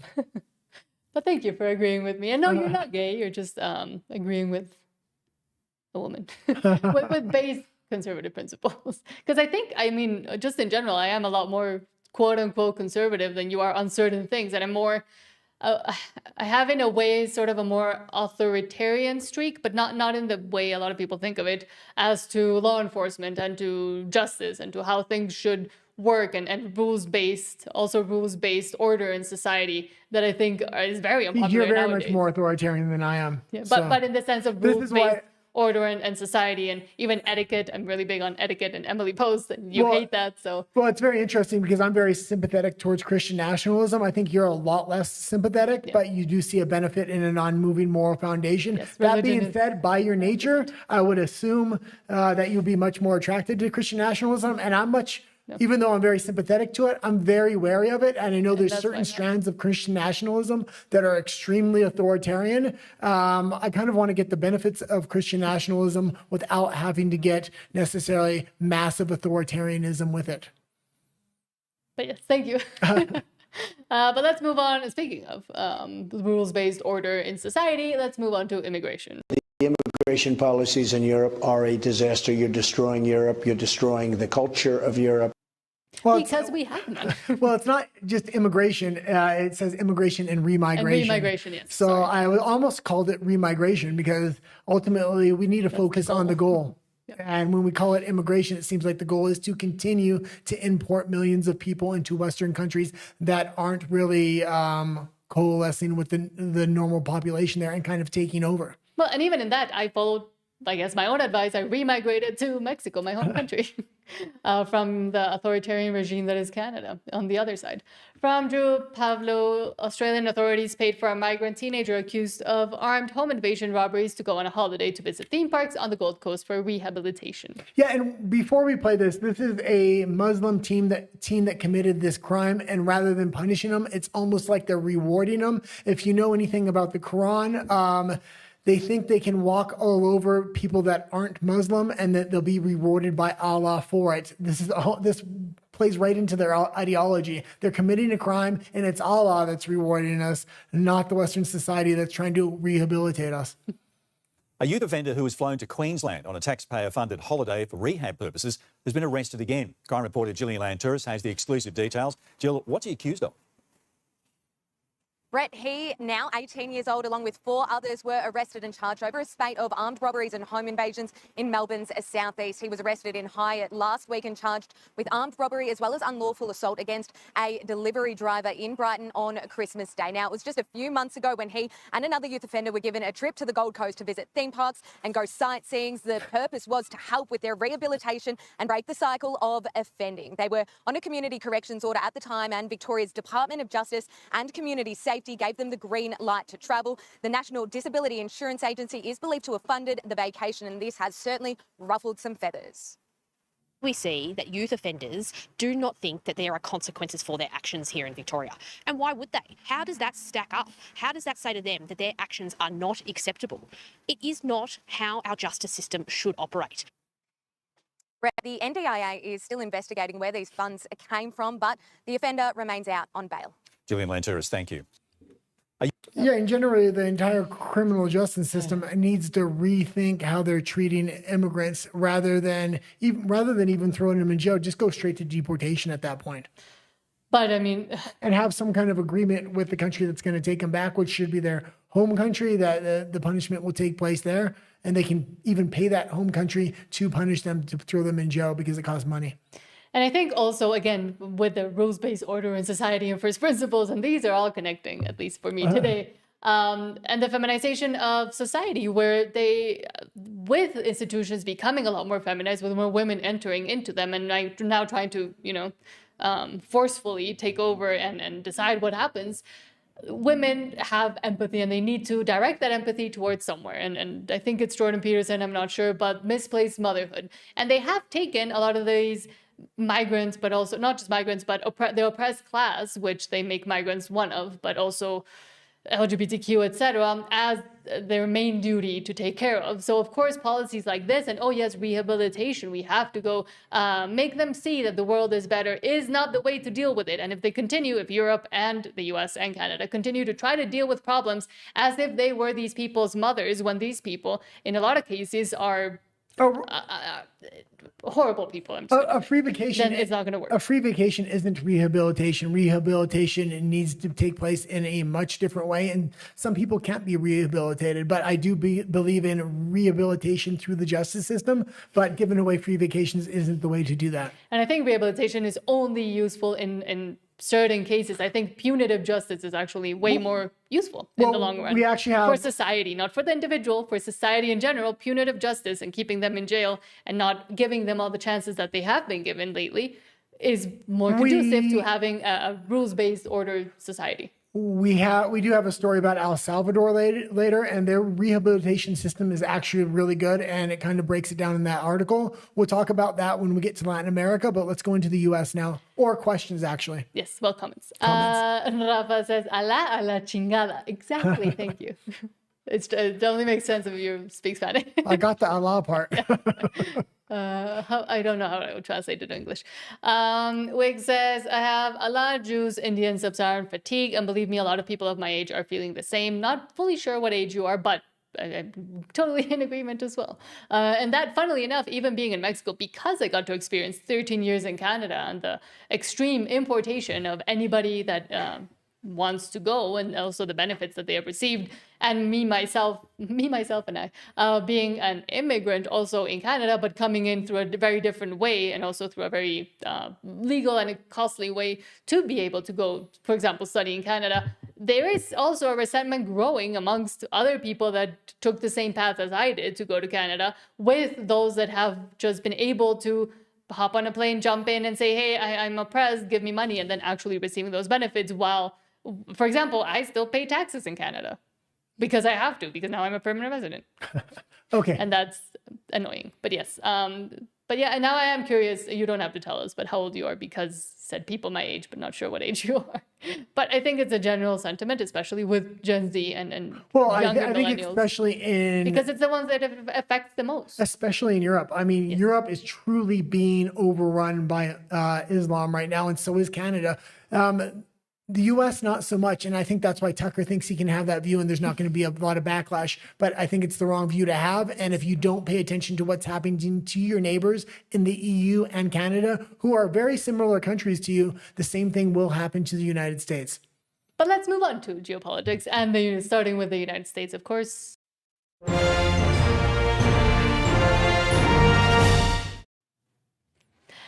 And funnily enough, I did bring up Marjorie Taylor Greene because now we do have a story about her from X-Alert's quote, Marjorie Taylor Greene accused President Trump of being a globalist pursuing a regime change in foreign wars. That is a complete, in my opinion, wrong way of looking at things. They can do both, basically, that they can deal with what's happening in Venezuela and also address those other campaign promises. Do you see it that way if there's not really a clear plan that's been laid out, at least so far, for what happens next in Venezuela?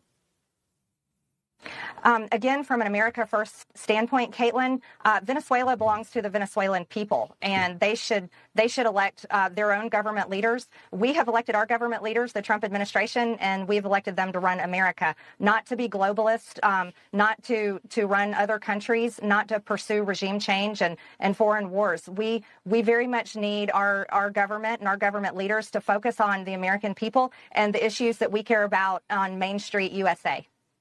It sounds like you think the president is breaking a campaign promise. They can do both, basically, that they can. You go off, because if I start talking, it'll be... Oh, I thought it was in the clip. No, I started repeating it. Yeah, what I'm going to say to that is I actually like what Trump did in Venezuela. He didn't do a regime change. It's still the same regime in there. They just took out the head of that regime. The military, all the institutions are still there. They're just a lot more ideologically aligned with the United States right now.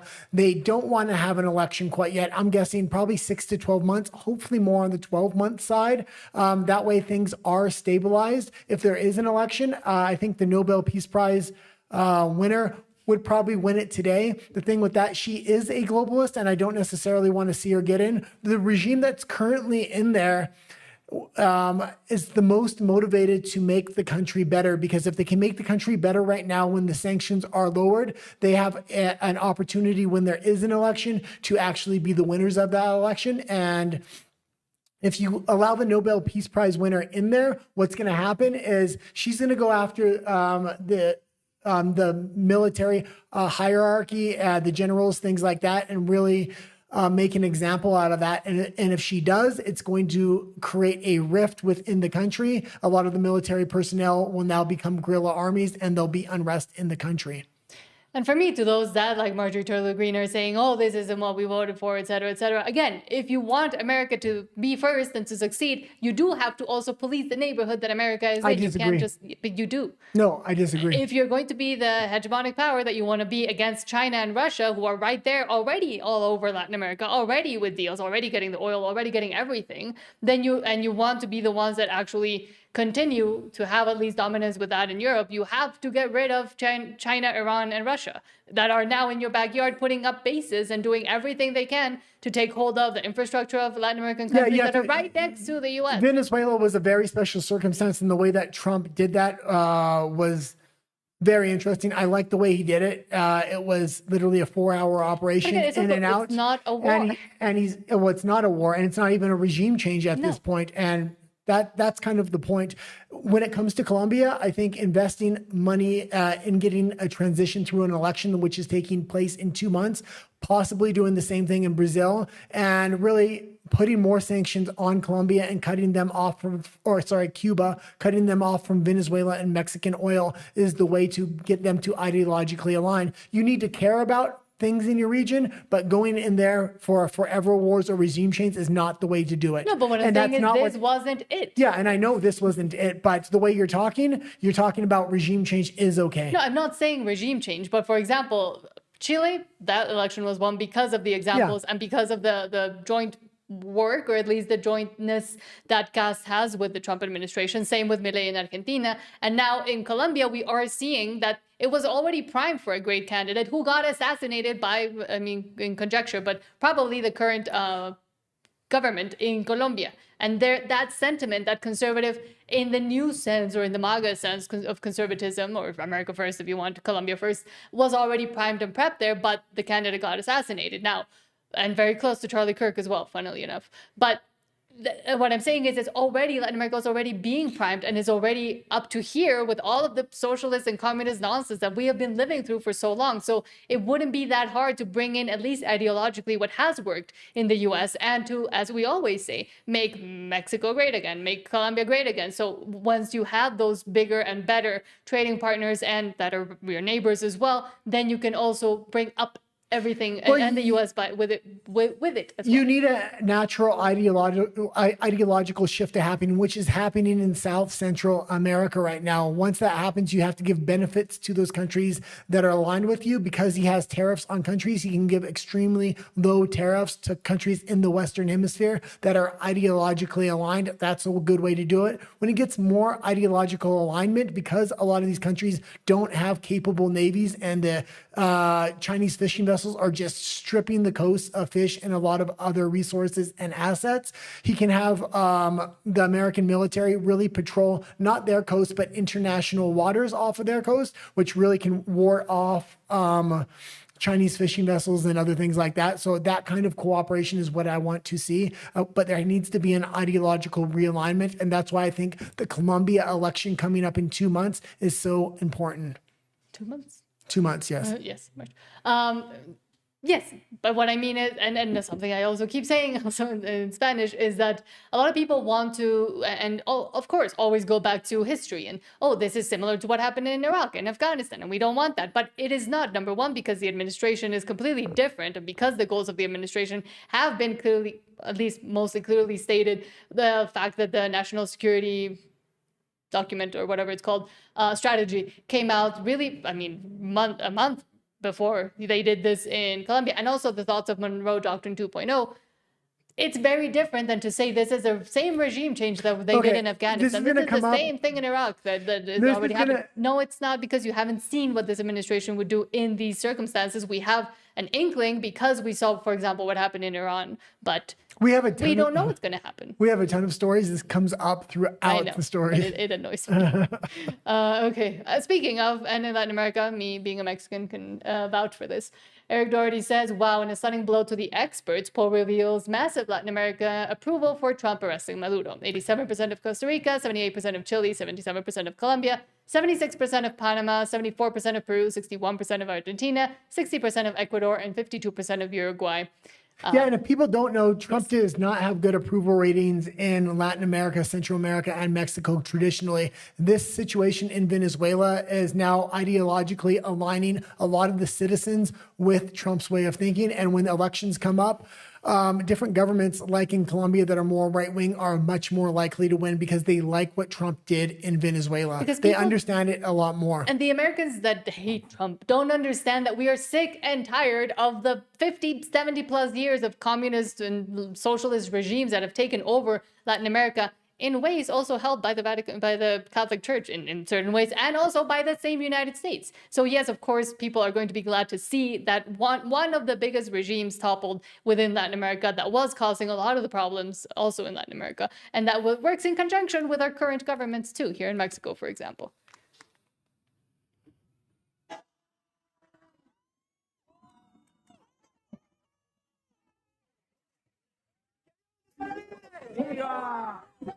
Okay, you can leave it there. I think it's great with to this see. being said, this isn't just Venezuela. A lot of these countries are helpless because of cartels and different illegal activity that's going on in their country that their governments are not only complicit in, but working hand in hand with. Even if they did want to clean it up, they're not going to be able to do it themselves because their politicians will be targeted. So sometimes having an outsider come in and do it for them or in cooperation with them is going to allow that country to actually do it. And a lot of pressure is being put on Mexico right now to cooperate with the United States to do it. I think that that's ultimately their goal because that's the country on their border. But they're going to have to get certain dominoes to fall first, like Colombia, like Cuba, like Venezuela, before they go after the middleman, which is the Mexican cartels. And we do have, at least here in Mexico, and for 5-ish more years, the same government that is completely complicit in allowing all of this to happen with their way of doing things that is hugs, not bullets, which means they're completely colluded and working with cartels. It's a narco state. What she means by hugs, not bullets, that's the slogan of the current party in power in Mexico. Rather than fight cartels, they want to use hugs, not bullets. And that means it's basically a statement saying they're working hand in hand with organized crime. Well, today a clip went viral of one of their youth leaders, but it's also a mayor somewhere. It's a lady, an idiot lady, that came out to say that the problem with dealing with cartels in Mexico is that they generate a lot of employment. So if they do go after cartels, then a lot of that employment will, be done. But at the same time, the government doesn't do anything to generate more employment or more employment opportunities, but they also hinder and put up barriers for private industry to be able to do it because they have a socialist dream that they're trying to accomplish. Yeah, it's going to be interesting kind of what happens, especially here in Mexico, but the whole Latin America region as the United States starts to focus on the Western Hemisphere. Okay, let's get into the next story here. From Peter St. Ong, and we play him quite a bit. So since Trump took office, he cut 646 regulations totaling over $200 billion in annual savings, $1,500 per household. Okay, you can play it. 2025 was the biggest year for deregulation in American history, with an estimated $200 billion in annual savings, $1,500 per American household, and there's trillions to go. Last week, the OMB announced 646 completed deregulatory actions last year, pegging annual savings at $212 billion, about the GDP of South Carolina. Now, you may recall the OMB from the shutdown layoffs when mass media called Chief Russ Vought the Grim Reaper for laying off parasitic federal workers. But OMB does more than fire feds. It's essentially air traffic control for Trump to manage the federal bureaucracy, including deregulation, cutting red tape that's either destructive, obsolete, or lacks congressional authority, which tens of thousands of regulations do apparently lack, as in they are illegal, but you still have to obey them or go to jail. Now, cutting red tape was one of Trump's key campaign promises. He promised 10 cuts for every new rule. In fact, he delivered 129 cuts per new rule. Still, it is a drop in the ocean of roughly 190,000 regulations, each one lovingly written by industry lobbyists and the politicians they pay to pour mountains of treasure into Wall Street, healthcare, trial lawyers, and big food. Now, all this matters because regulation is second only to the income tax in terms of economic devastation. One study by Mercatus suggests family incomes would be almost $30,000 higher today if regulations had simply been frozen at Reagan era. Doge estimates total regulatory costs north of $3 trillion a year, more than the income tax. Study by the National Association of Manufacturers found regulations cost more than salaries for small manufacturers, as in regulations are what gave manufacturing to China. The National Association of Home Builders says regulations add $94,000 to the cost of a house. Regulations add $200 to a washing machine, $500 to a furnace, almost $10,000 to the price of a new car. A third to meat prices, a fifth to milk, and that's all before they wipe out the family farms when EPA declares puddles as protected wildlife habitat. One single regulation, Sarbanes-Oxley, wiped out half of publicly traded companies, so now only rich people get to invest in new tech. The other regulation, Dodd-Frank, delivered a near monopoly to Wall Street as punishment for 2008. Okay, and of course, hundreds of leave it party there. regulations drive. That being said, this is what happens to a lot of democracies over time. They are over-regulated. Canada is absolutely crippled with regulation. They have the most natural resources in the entire world besides maybe Russia, and they can't even access them because they've over-regulated themselves and over-legislated themselves. The EU has even more regulations than Canada because it's all 26 countries combined, or however many there is, all putting regulations on one another and into NGOs and multinational corporations that are just implementing massive amounts of regulations. The UK is the same. Australia is the same.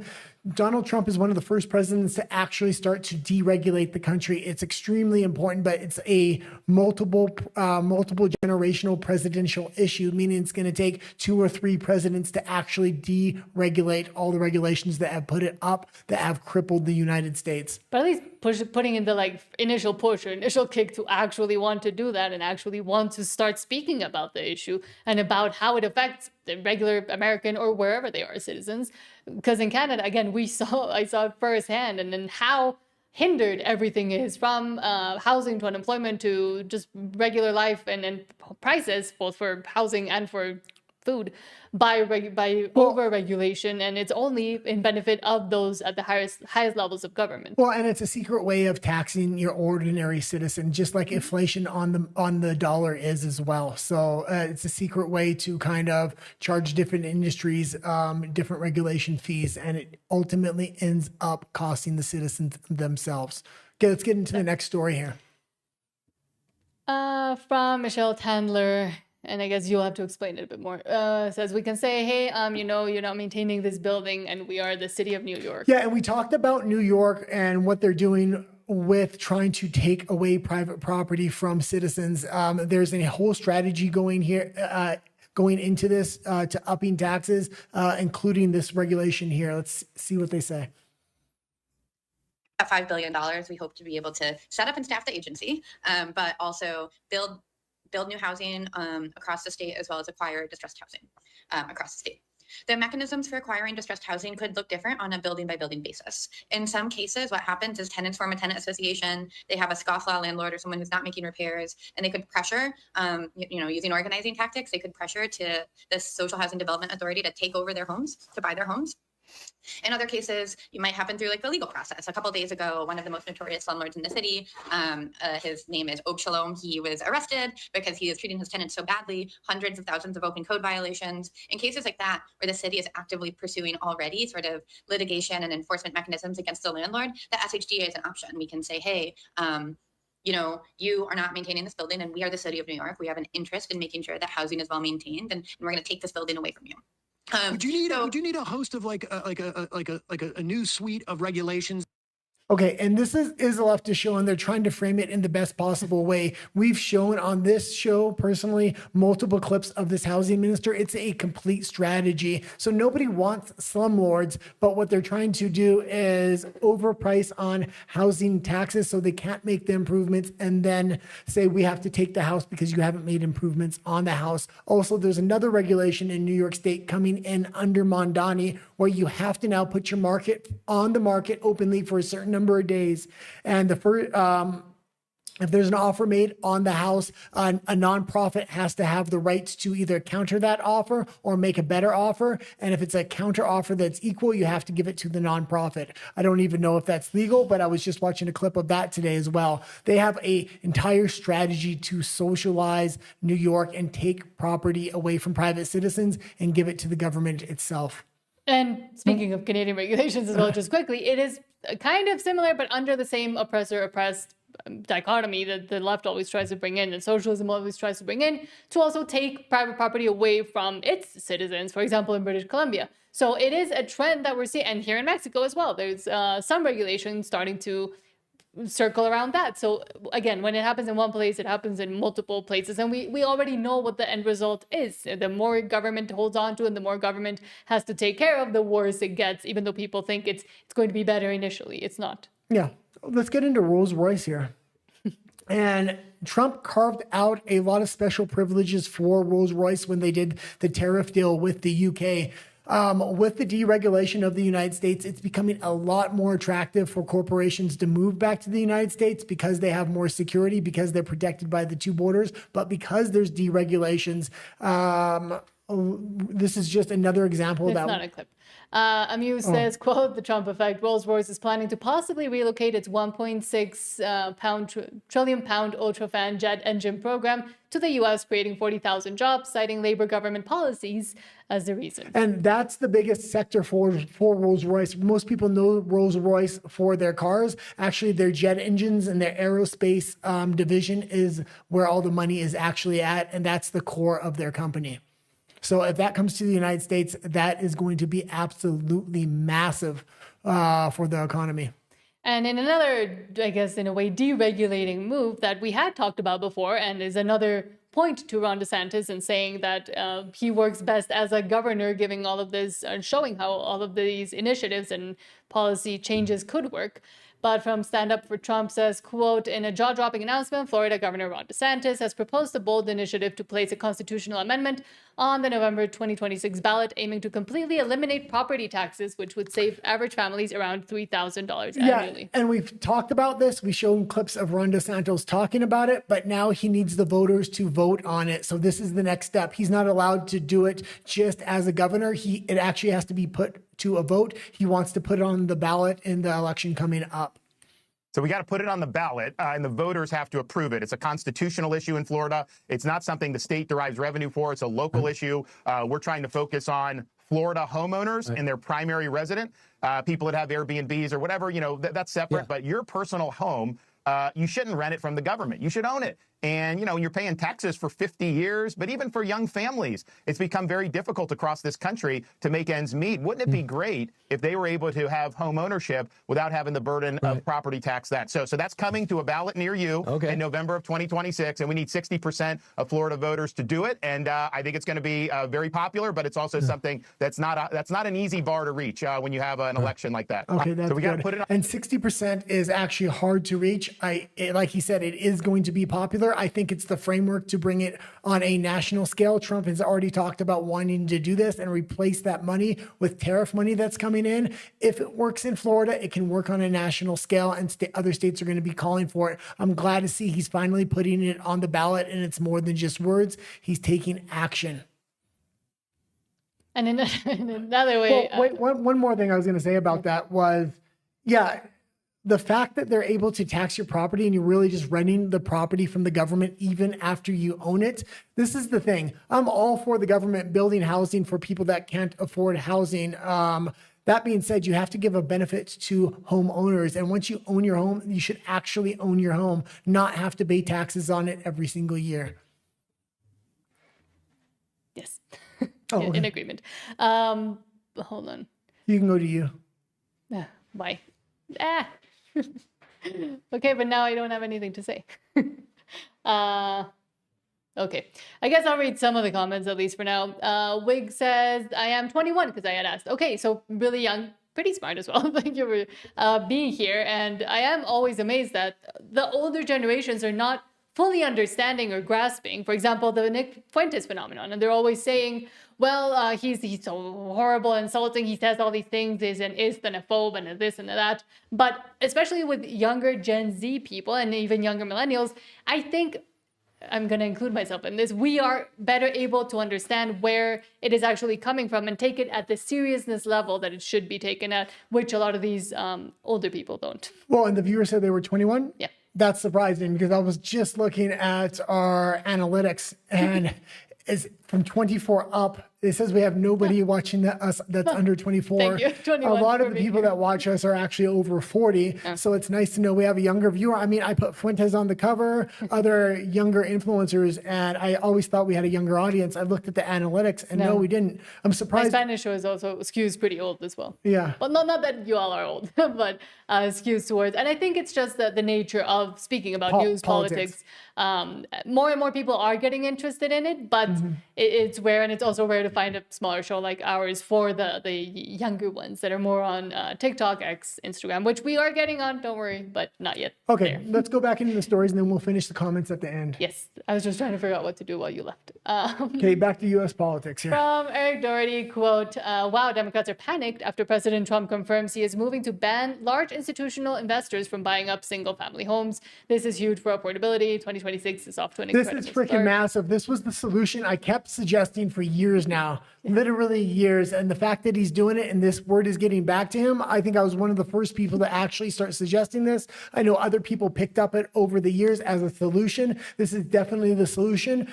I would even go farther to say only citizens can buy homes and large corporations can only buy property that they're actually going to use. You can't buy it for speculation or investment purposes. So this is how you get property values down. I want to get down to Washington. We have some breaking news out of the White House. Eamon Javers has that for us. What do we know here, Eamon? Scott, we've got a new post here on social media from the President of the United States who says he is taking action to deal with inflation in home costs. The president taking to social media to say that I am immediately taking steps to ban large institutional investors from buying more single-family homes, and I will be calling on Congress to codify it. People live in homes, not corporations. I will discuss this topic, including further housing and affordability proposals and more at my speech in Davos in 2 weeks. So the president here is saying that the American dream of owning a home has gotten out of reach for too many Americans, particularly young Americans, and says he is going to take steps to block large institutional investors from buying homes. And BlackRock's not liking that. What I hope is if that policy gets brought about, there are no loopholes. He needs to even strengthen that policy more. They need to drop home values, and they need to complement it with a policy like Ron DeSantis is trying to bring in Florida, where there's no property taxes, because home values are going to drop if you make policies like this. And if home prices drop, older people that have a lot of equity in their homes need to have some kind of benefit. The best benefit is no more property taxes. So even if you lose money on your home, you never have to pay for your home again once you own it. So then at least you have housing security as an older person. And we also, especially with the corporations buying up things, etc., we saw once again firsthand when we lived in Vancouver, the complete and utter destruction of home affordability and the growing affordability crisis for especially younger people to buy homes, and also the exodus that happened from specifically Vancouver, but also Canada in general towards more the US. And there's more and more stories of people, content creators, coming out and saying, well, I could finally buy a home, but it's in the US because Canada just made it impossible for me. And the fact that they want to regulate everything except for large investors, especially coming in from China, Iran, etc., to also do who knows what, and to put money there as in a more money laundering scheme as to where to put their money so their own governments don't go chasing after them. So good idea. It's a good idea. But we also criticized Trump a lot when he came out with his whole 50-year mortgage plan, for example. Yeah, so well, at least this is a better everybody turn criticized him on of that, events. which is good. And this is a better turn He's of events. listening to the base right now because the midterms are coming up, and a lot of what I just showed were a lot of good policies coming out by Trump and the conservatives, but there's a reason for that. And let's play the next clip. This is the last story in the U.S. section. From Marina Fall, quote, Trump, if we lose the midterms, then Democrats will impeach me. Trump told Republicans they have to win the midterms. Okay. But you got to win the midterms, because if we don't win the midterms, it's just going to be, they'll find a reason to impeach me. I'll get impeached. We don't impeach them. You know why? Because they're meaner than we are. We should have impeached Joe Biden for 100 different things. But that was it. And that being said, I do not want to see Trump be impeached. I know it's popular to go against Trump right now. A lot of his policies are unpopular, whether it's the Epstein files or how he handled the Jimmy jab and always bragged about it, or how he's so closely aligned with Israel. That being said, he's done a lot for the country, and he continues to try to do a lot. His enemies are constantly coming at him. He's really holding the line when it comes to the cultural battle and a lot of other good issues, whether it's property taxes, whether it's tariffs. I want to see that through to see if we can make a change, because the regular system of capitalism isn't working right now. You have to try something new, and tariffs is something new. And it's also not all going to be done in the first year of the administration. There's a lot of the base that are now getting tired of him and trying to go against him, especially with the Venezuela thing, and framing it in a completely, in my opinion, nonsensical way, is that, yes, things are not going to be fully done in 1 year or even maybe 4 years, which is why having a candidate, be it J.D. Vance or whoever else could step in, is also important, instead of tearing every single one of them down. Yes, investigate. Yes, research. Yes, be against them if you want, but also put another option up. So all of that has been done or has been encouraged to start happening, doesn't just completely stop and then the Democrats come in and destroy it. Well, the voters for a long time wanted Trump, and they wanted Trump to do a lot of things, and he did a lot of those things, but he didn't do them all. I understand he didn't do them all, and I understand he's not the savior, but Trump needs the American people now, because number one, they are going to impeach him, and if Trump is out of office, you can only imagine what the U.S. is going to become. You can look at Canada, you can look at England, you can look at the EU, you can look at Australia. That is America's future if you don't have a strong candidate in there. He's not going to be perfect on every issue, and I do realize that, but Trump needs Americans now, and he's asking for Americans to come out for him. And could there be someone even better? Sure, but right now he's the one that's in there, and he's the one that's actually doing something. He's the general we got, and we should stick with him to the end. In 2028, we get to make a switch out or a change, and whoever that's going to be or whoever wants to come up, for now it's Trump, and Trump is doing the best he can do. Okay, let's read the comments. Oh, okay. Let's read the comments. Then we're going to go into Canada. An example of why you would still want Trump in there. Wig says, I don't trust Tucker, MTG, Candace. They always promote each other no matter what and run around in the same circle. As I always say, don't trust anybody, in my opinion. Like, don't take everybody fully either at their word. Also, do your own research as much as the Dems don't want you to, and form your own critical thinking skills and your own way to discern what things you agree and what things might be the absolute truth and which ones might not be, and when you're trying to be controlled. And yeah, I'm liking Tucker less and less, but Tucker does do a lot of good interviews, and he does have a lot of good opinions on certain issues. That being said, I don't agree with anybody on every issue. So.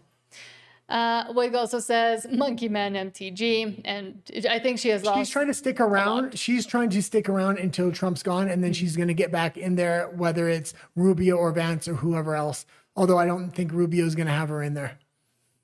And Rafa says regime changes sound funny until we realize most have gone wrong. Yeah, and it's interesting that the UK. But I don't think it's a regime. Well, it's interesting that the UK is talking about this is illegal for Trump to be doing. They've created 5 regime changes. I was looking into the history. Now, a lot of those were quite a while ago. That being said, they have no room to kind of speak here. And as a lot of the ones speaking have no room. Well, as for China surrounding Taiwan on a regular basis and interfering with their international airspace. And Hong Kong, and I mean, we could go on and on. Yeah, I mean, all these countries violate international law. International law no longer has credibility for 3 reasons. Reason number 1 is it's filled with non-elected officials, whether that's the UN, whether that's the WHO, whether that's any number of other NGOs or the EU. It's unelected officials that don't have any accountability to the citizens. Pillar number 2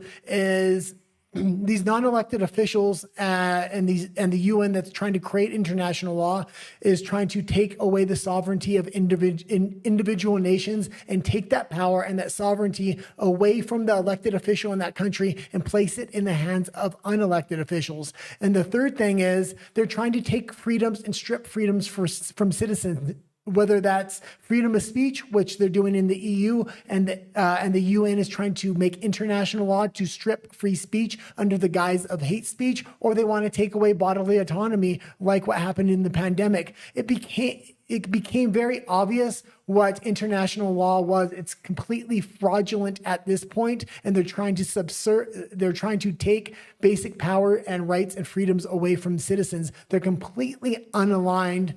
These international bodies are completely unaligned with the citizens of these countries.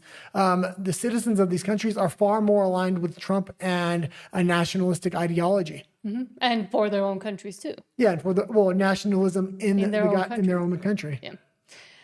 Wig says it's not just about oil. We need oil. We already have access to Greenland, but they don't understand is it's not about our access. It's about the Chinese. It's about making sure they stay out. And exactly. And once again, it's not just about the oil. It's not just about the drugs. Of course, it is also about taking China and Russia and Iran are building bases, had bases and training camps within Venezuela and still have them in Cuba. Mexico is now the biggest exporter of oil to Cuba and to the Cuban regime, and that should also worry people because China is also fully within our administration and our government in Mexico. So when the EU section comes up, we're going to get into Greenland because that was making headlines with every single EU politician. That being said, Nat made a very rare good point she made to me the other day when we were getting ready for something, and that was I was starting to talk about Greenland, and I couldn't quite connect the dots. And then she said, well, Trump does want to leave NATO. And that's the thing. He's saying he wants Greenland. Eventually, he'll negotiate to put military bases in Greenland or bring American oil companies in there or whatever else he wants to do. But ultimately, the conversation's coming up now, and if Greenland votes, they're probably going to vote for their own sovereignty so they can make deals with the United States, number one. But number two, it's really getting under the skin of these EU officials. When we get into the EU section, we're going to see that. But ultimately, he might want the EU or NATO to ask him to leave rather than to pull out, because there's consequences if he pulls out. But if NATO is kind of pushing him out, it's a lot easier. He gets what he wants just by focusing on Greenland. But and just to go back to your point and to Greenland and NATO and etc. In Europe, they think they're still living in the Cold War era, and everybody hates Russia, and Russia's the worst. And yes, it's not great, but whatever. In the U.S., people still think they're living through the Iraq and Afghanistan wars. And again, this is a completely different administration with completely different goals that they have stated in their national security. I always forget the last part. National Security, no, it's not. Strategy. The National Security Strategy and with the Monroe Doctrine 2.0. And to actually build and make it so it is America first and America, but not America only, because again, if you lived off on an island somewhere and America wasn't connected to the rest of a continent, then sure, that might make sense. But it's even better for America and Americans if the rest of Latin America and the rest of the places that U.S. is mainly connected to and should be taking care of and at least looking at what's happening because of the dominance of Iran, China, and Russia over all of these territories. That's what will make America also great, if America is able to once again become that hegemonic power that so many people are scared But you of. want to create an because no other country in this side is going to do it. You want to create an internalized economy in the Western Hemisphere that's completely self-sufficient, and then you want to create internalized economies within each country itself. So when they trade with each other, they're already strong. Yes. Okay, let's go into... No, we have more comments. Oh. Wait says, my generation literally grew up with politics pushed down our throat in everything from movies to books, social media, and schools, colleges, etc. And yeah, that might be another reason why people aren't that interested in politics, because it has been forced down, but also with a ginormous propagandistic bias from the left in the schools, in the media, in social media, etc. And which is why I do think some young people are interested in politics, because they want the other side, and they're realizing that there is other opinions out there that just have been censored and they have not have access to. And I think that is also why Nick Fuentes became so popular, because a lot of the things that they were seeing but weren't allowed to say were finally being said by somebody their own age or close to their age. And it was leftist politics pushed down their throat. Finally, they're pushing back, and I think they're realizing conservatism doesn't necessarily have a unifying identity like liberalism does. They hold the line. They're ideologically dogmatic. The identity of conservatism is really playing out before our eyes, and people actually have a say. You're seeing through social media when people push back with Trump, if there's enough voices speaking up, he switches his policies, he'll switch his stance. He's sensitive to what the base kind of wants. But in a smart way, not like, for example, here in Mexico with the populist left and the populist socialists that do similar things, but end up doing it just to hoard power. I do think Trump listens to the base because he's interested in the base. He has a firm ideology of first principles, which is important. So he's just not going whichever way the wind blows. But one example of that is the jibby jab. He was the one that made the jibby jab, promoted it at every single oh God, what do you call those rallies? Every single rally he had, and he was getting booed off stage. Eventually, he stopped talking about it. Eventually, he not only stopped talking about it, he brought RFK into the administration and brought 72 jibby jabs down to a mandated 11. And hopefully, we can get it lower than that. But let's move on to a place that just wants to get everything higher and more policies and regulations. The place we escaped from, Canada.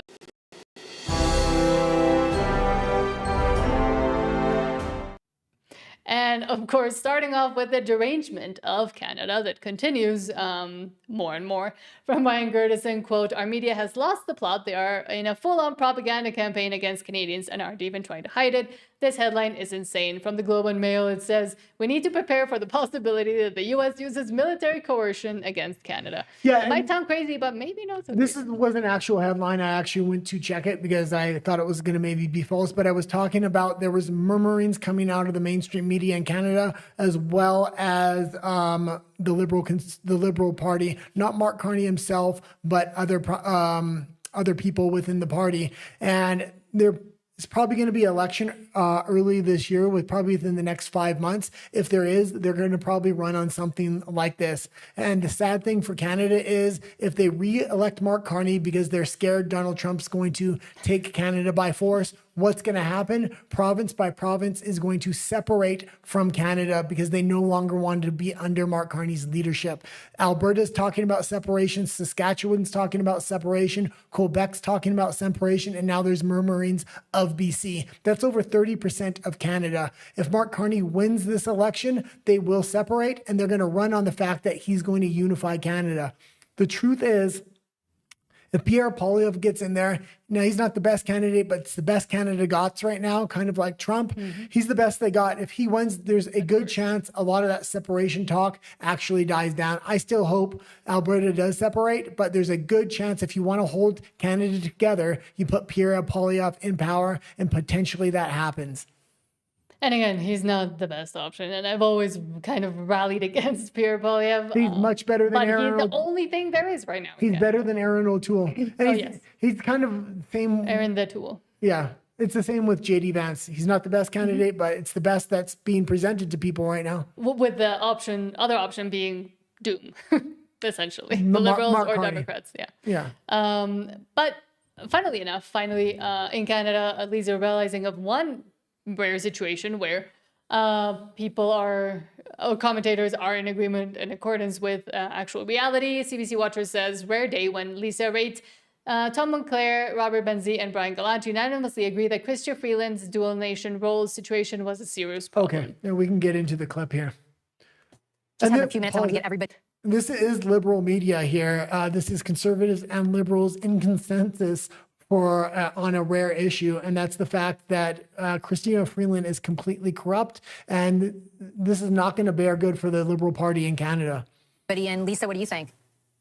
So I'm really concerned by it. She's got three different things at play. She's got a code of conduct as a member of parliament. She has obligations as a sitting parliamentary secretary. She also has obligations as a former cabinet minister. She's not out of her cooling off period whatsoever, and she's had significant dealings with Ukraine in the last year. These rules are in place in order to make sure that they're being applied to have a situation where we don't have former ministers or former or current MPs out trying to get jobs on the backs of the fact that they have this position of power within a government. We can say that Ukraine is different. We can say that Chrystia Freeland is different. It doesn't matter. The rules are the rules. What she should have done, quite frankly, is draft the resignation letter or have a nice letter from the ethics commissioner saying, I looked at it from all 360 and it's all good. No worries. She doesn't have either of those.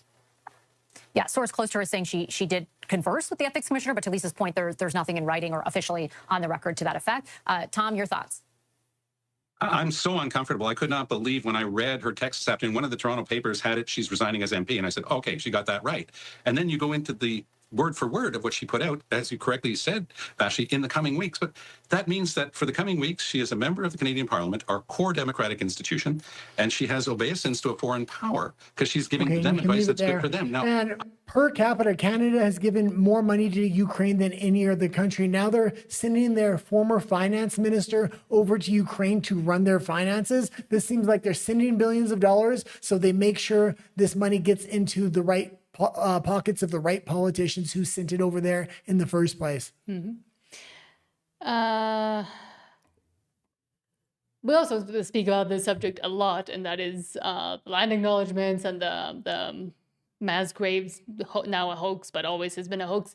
From Gen Xer 0, and I'm in zero effing bodies. How much have Canadians spent to then be groveling with land acknowledgement? Yeah, this is one of the biggest hoax, not in just Canadian history, but global history, and the mainstream media still to this day propagates this hoax, which makes it almost unbelievable.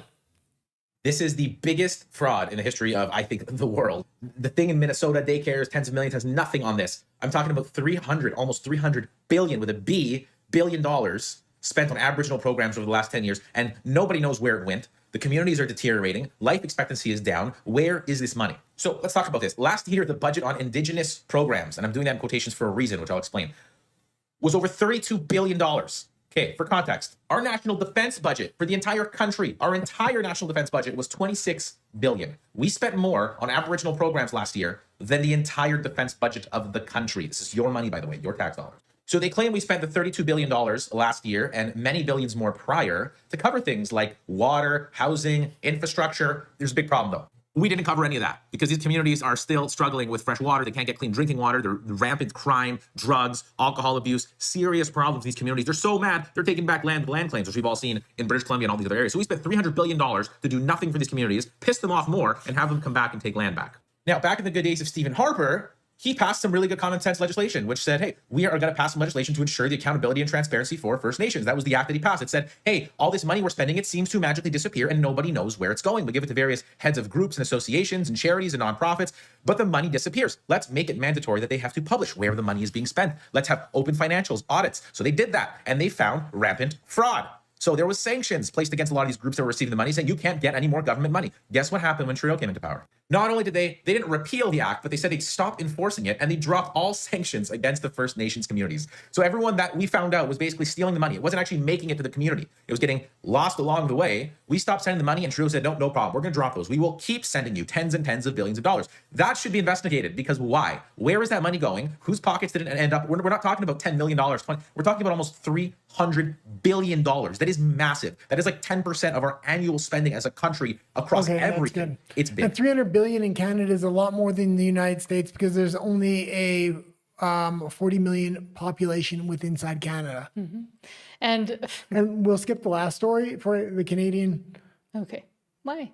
Oh, okay. We can. Oh no! Now I closed it. It was a little funny, but okay. We had a lot of stories today, so we do have one comment, so I'll read it. Okay. Wig says Canadian media is crazy. What is that headline? And that's the slop and the actual slop and the actual insanity that dominates Canadian media. And with the Venezuela thing, it's ramped up even more. And then with the U.S. wants to come dominate us, wants to come take over, blah blah blah. No, Albertans, for example, and some British Columbians and some Saskatchewans want to leave Canada because it's such an insane place to live. There's a good possibility one of those separatist movements is going to succeed, and if it does, Canadian provinces are going to leave like dominoes.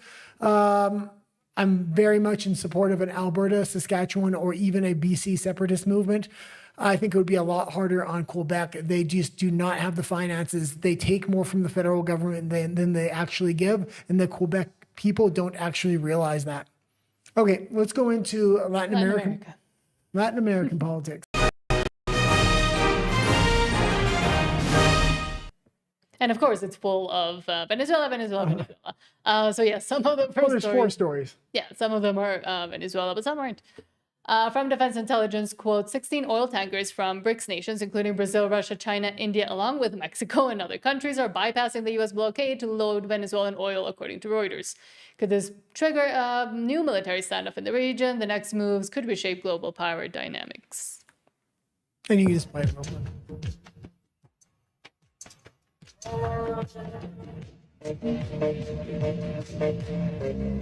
Okay, you can leave it there. That being said, Trump is trying to secure Venezuela as we speak. He's telling them Russia and China are no longer allowed into Venezuela. We'll see how they're actually going to enforce that. The blockade is still up there. He's also cutting deals for the oil in Venezuela. He's not just taking it. They're actually negotiating how they're going to ramp up production, how much of that oil is going to go to the Venezuelan people, how much is the U.S. going to take. When the U.S. does take it, they're going to sell it on the open market, either to themselves or other countries, and pay fair market value. So it is going to have a trickle-down effect for Venezuela. Plus, and this is the main effect for Venezuela, the sanctions being lifted that have been up on them for decades are now going to be gone, and there should be a major influx into the economy. Something that is crazy to me is how many people don't realize, or how this story isn't bigger, that Mexico is now the biggest supplier of oil to Cuba. sending, and I mean, we need it here, and it could do a lot of benefit here, but not just oil, a lot of just general money.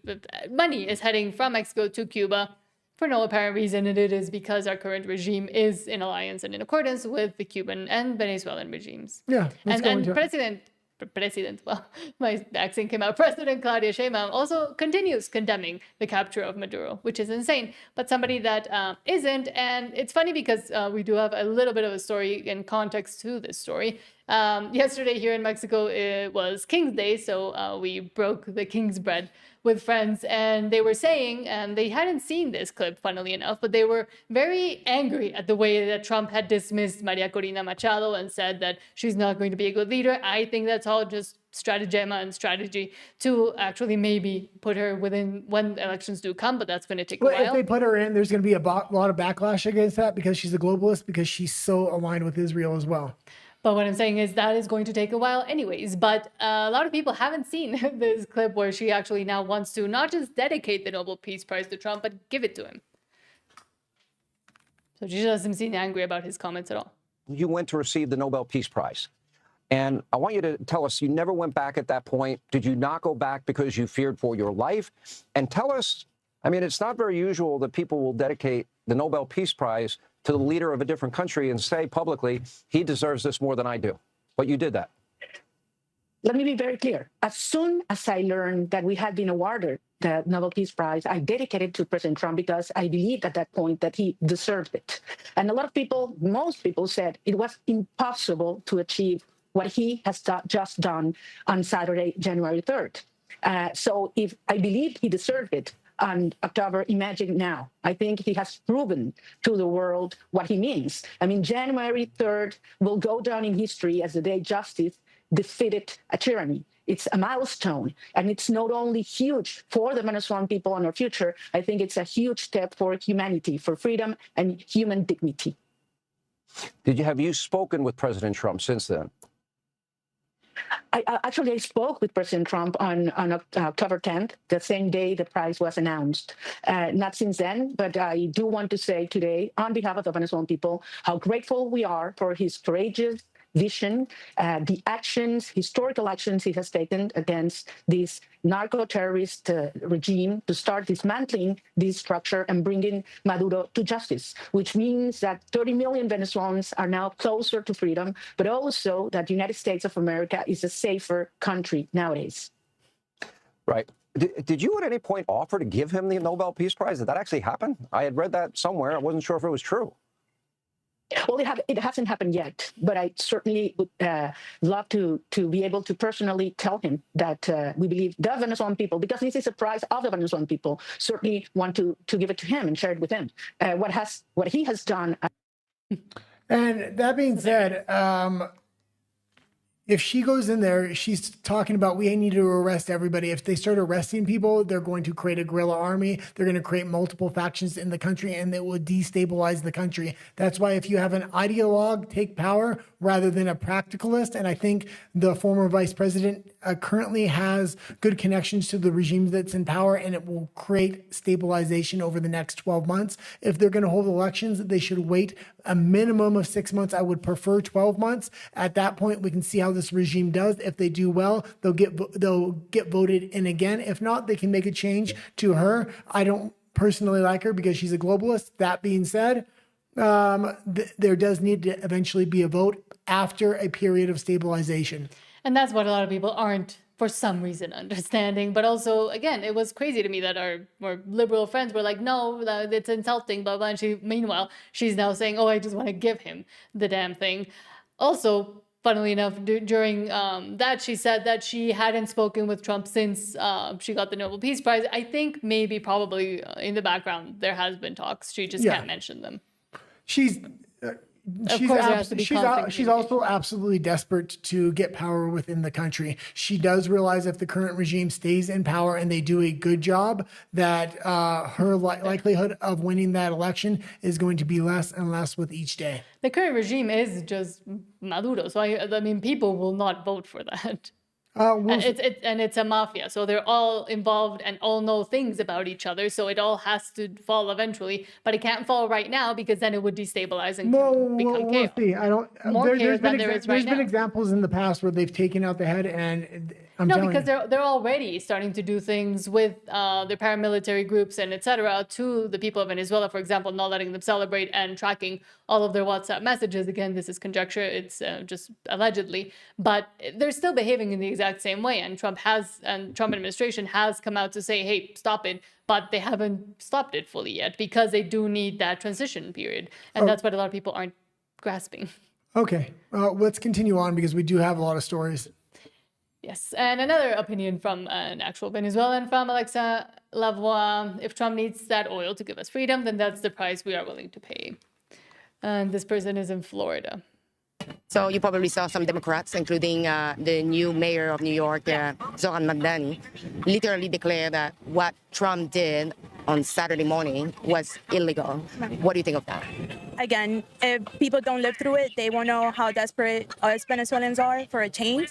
I know they're talking about Trump only wanting the oil, but everybody is there for the oil. Russia, Iran, everybody is there for the oil already, China. So if Trump needs the oil to give us freedom, then that's a price we're willing to pay just so that we have our freedom. And make a change. In 26 years, nobody has done anything for our country except for Trump. So if that's a price that he's the only one that has made an action on it, and he's the only one that has delivered his promise. So if that's the price we need to pay for it, then that's okay. Venezuela has a lot of other resources. It's not just oil. We have minerals. We have so many other things that once our country is better, then we, as Maria Corina always say, we will be an amazing country. We just need that change and somebody to help us for it. And I picked that clip because there was a lot of clips I've been watching with translations, but that was an English clip, and that was the sentiment of almost every Venezuelan that was being interviewed. And also, let's not forget that it was the U.S. initially who came in the 20s, 30s, 40s and helped build the infrastructure to take advantage of that oil, and that helped make Venezuela become one of the, if not the richest country in Latin America during that period. And then Chavez came in and everything fell apart. But it was initially the U.S. too that were the ones that built that infrastructure. Well, keeping China and Russia historically, they've helped. Keeping Russia and China out of the country, which it looks like that's a big objective, is going to cut down on at least half of the corruption. A lot of the oil was being given directly to Russia, Venezuela, and Cuba in exchange for securing his regime through military power, military equipment, intelligence, and other things. So they weren't getting a lot in return.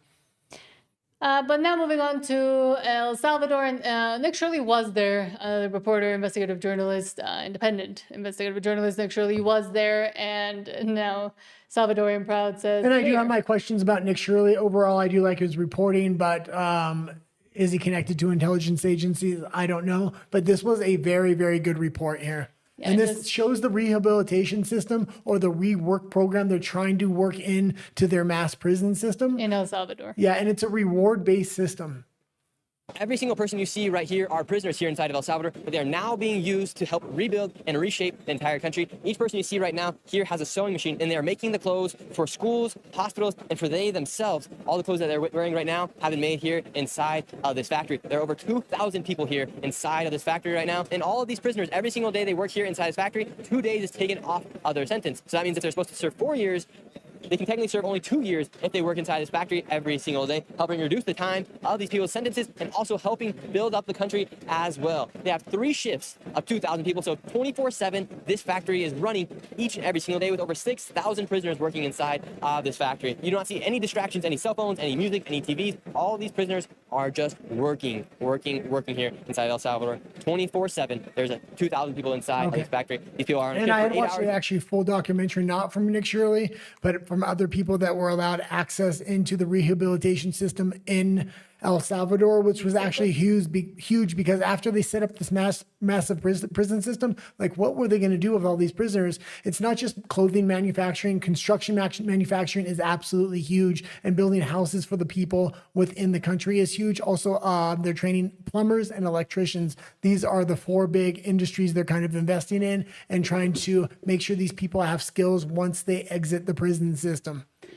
And it's nice to see that, yeah, you're getting your time reduced as you work. So it's a benefit reward, not just slave labor. But also, and that is the claim that a lot of people that are against it and that say that he's Nayib Bukele is violating people's rights and et cetera, et They cetera. don't have to work if they that don't want it's to. exactly. They say that it's a prison camp. How dare they? But again, they don't have to, and it's actually working towards reducing their sentences. But also, there's another section inside the Sekot where they won't be able to leave because of the horrible crimes that they have committed. And I am also pro that, that people not everybody can be rehabilitated, and some the people's sentences are going to be too long. So yes, but for the people that can, it's good to see they have a program like this, and other prison systems around the world should build a model like that.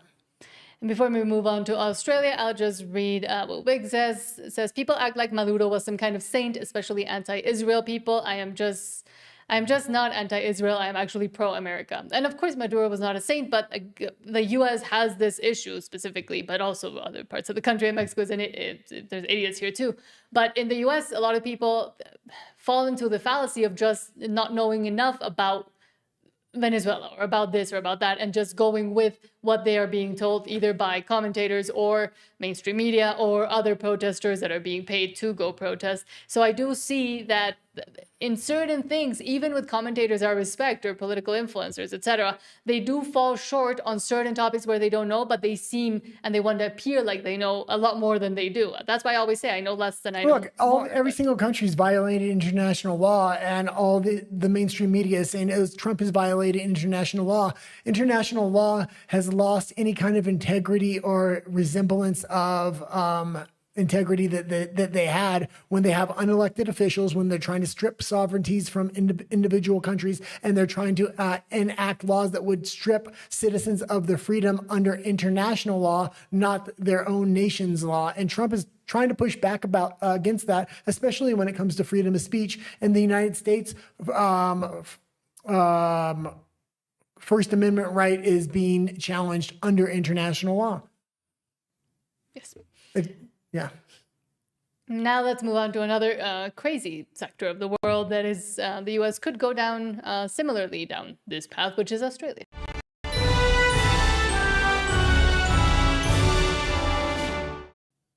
And we do only have one story about this, but let's get right into the first story here, and then we're going to get into the EU. There was a lot of information coming out of the EU, and after the EU, or shortly after that, we're going to have the Middle East. Man, there was so much fake news coming out of the Middle East. It was unbelievable. I thought we were going to actually run stories from the Middle East as the opener, but a lot of it turned out to be fake news. From Australians versus the Agenda, New South Wales Police Commissioner Malanian says you can just play the clip if you want. I've decided that the holding of public assemblies for the next 14 days has the potential to cause fear and public safety issues. I have extended that declaration for 14 days. The declaration again relates to the 3 metropolitan policing areas. During that time, no Form 1s will be approved, again meaning that all public assemblies will be unauthorised. This is not about stopping free speech. It's about making sure that the community has time to feel safe. I ask for people to show respect. I ask for people to show courtesy. But most of all, I ask that people remain peaceful.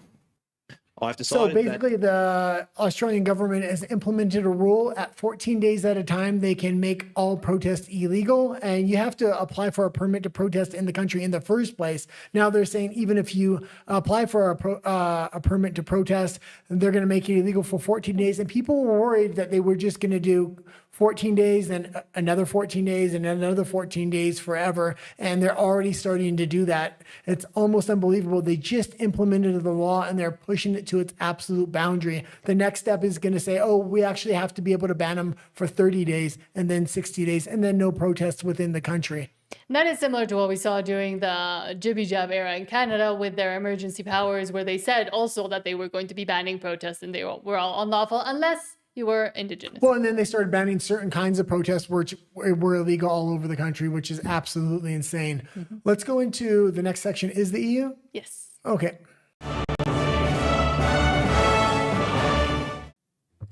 And as you mentioned, a lot of it does have to do with Russia, Greenland, also Venezuela, funnily enough, and what the plans might be for Ukraine and the war and potential agreements that they might have reached. But we did see earlier today or yesterday? Yesterday, from Vizgard, Russia has dispatched a submarine and several warships to escort a shadow fleet tanker that the United States attempted to seize off the coast of Venezuela and is now pursuing in the Atlantic, the Wall Street Journal reports. Yeah, and supposedly this is still going on. The U.S. has also set up a temporary military base in the U.K. to intercept not only this ship, but most likely future ships going back and forth from Venezuela to Russia. The tanker Bella 1 spent more than 2 weeks trying to bypass the U.S. blockade on Venezuela, but failed to dock and load cargo. In December, the vessel's crew repelled a U.S. attempt to board the ship and then sailed into the Atlantic Ocean. And again, I'm not going to put too much into the story because there is massive rumors coming out that there has been an agreement reached to end the Russia-Ukraine war. If that is the case, the EU is going to be extremely upset about this. We're seeing statements come out from EU officials as we speak. It's in Donald Trump's best interest to make sure it still looks like there's a conflict between Russia and the United States, that they're on tentative terms. Even if there is a peace negotiation, this will put the EU at ease because they want to amp up that war at all costs.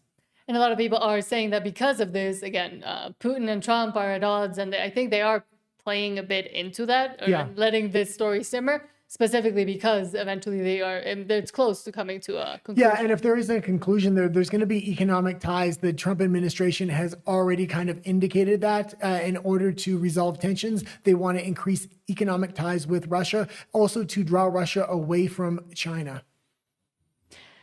And as you mentioned, from Disclosed TV, quote, Steve Witkoff says they're now close to finishing a prosperity agreement for Ukraine, working with BlackRock, Larry Fink, in this endeavor, and think it's going to be very, very important. Yeah, and Witkoff is the one that's been the primary negotiator for Trump. Trump doesn't trust normal people within the administration. This is one of his good friends for years, and he's done a great job so far. It looks like one of the big reasons Trump felt it was okay to go into Venezuela is because he knew he had political cover if he could get this Russia-Ukraine deal pulled off.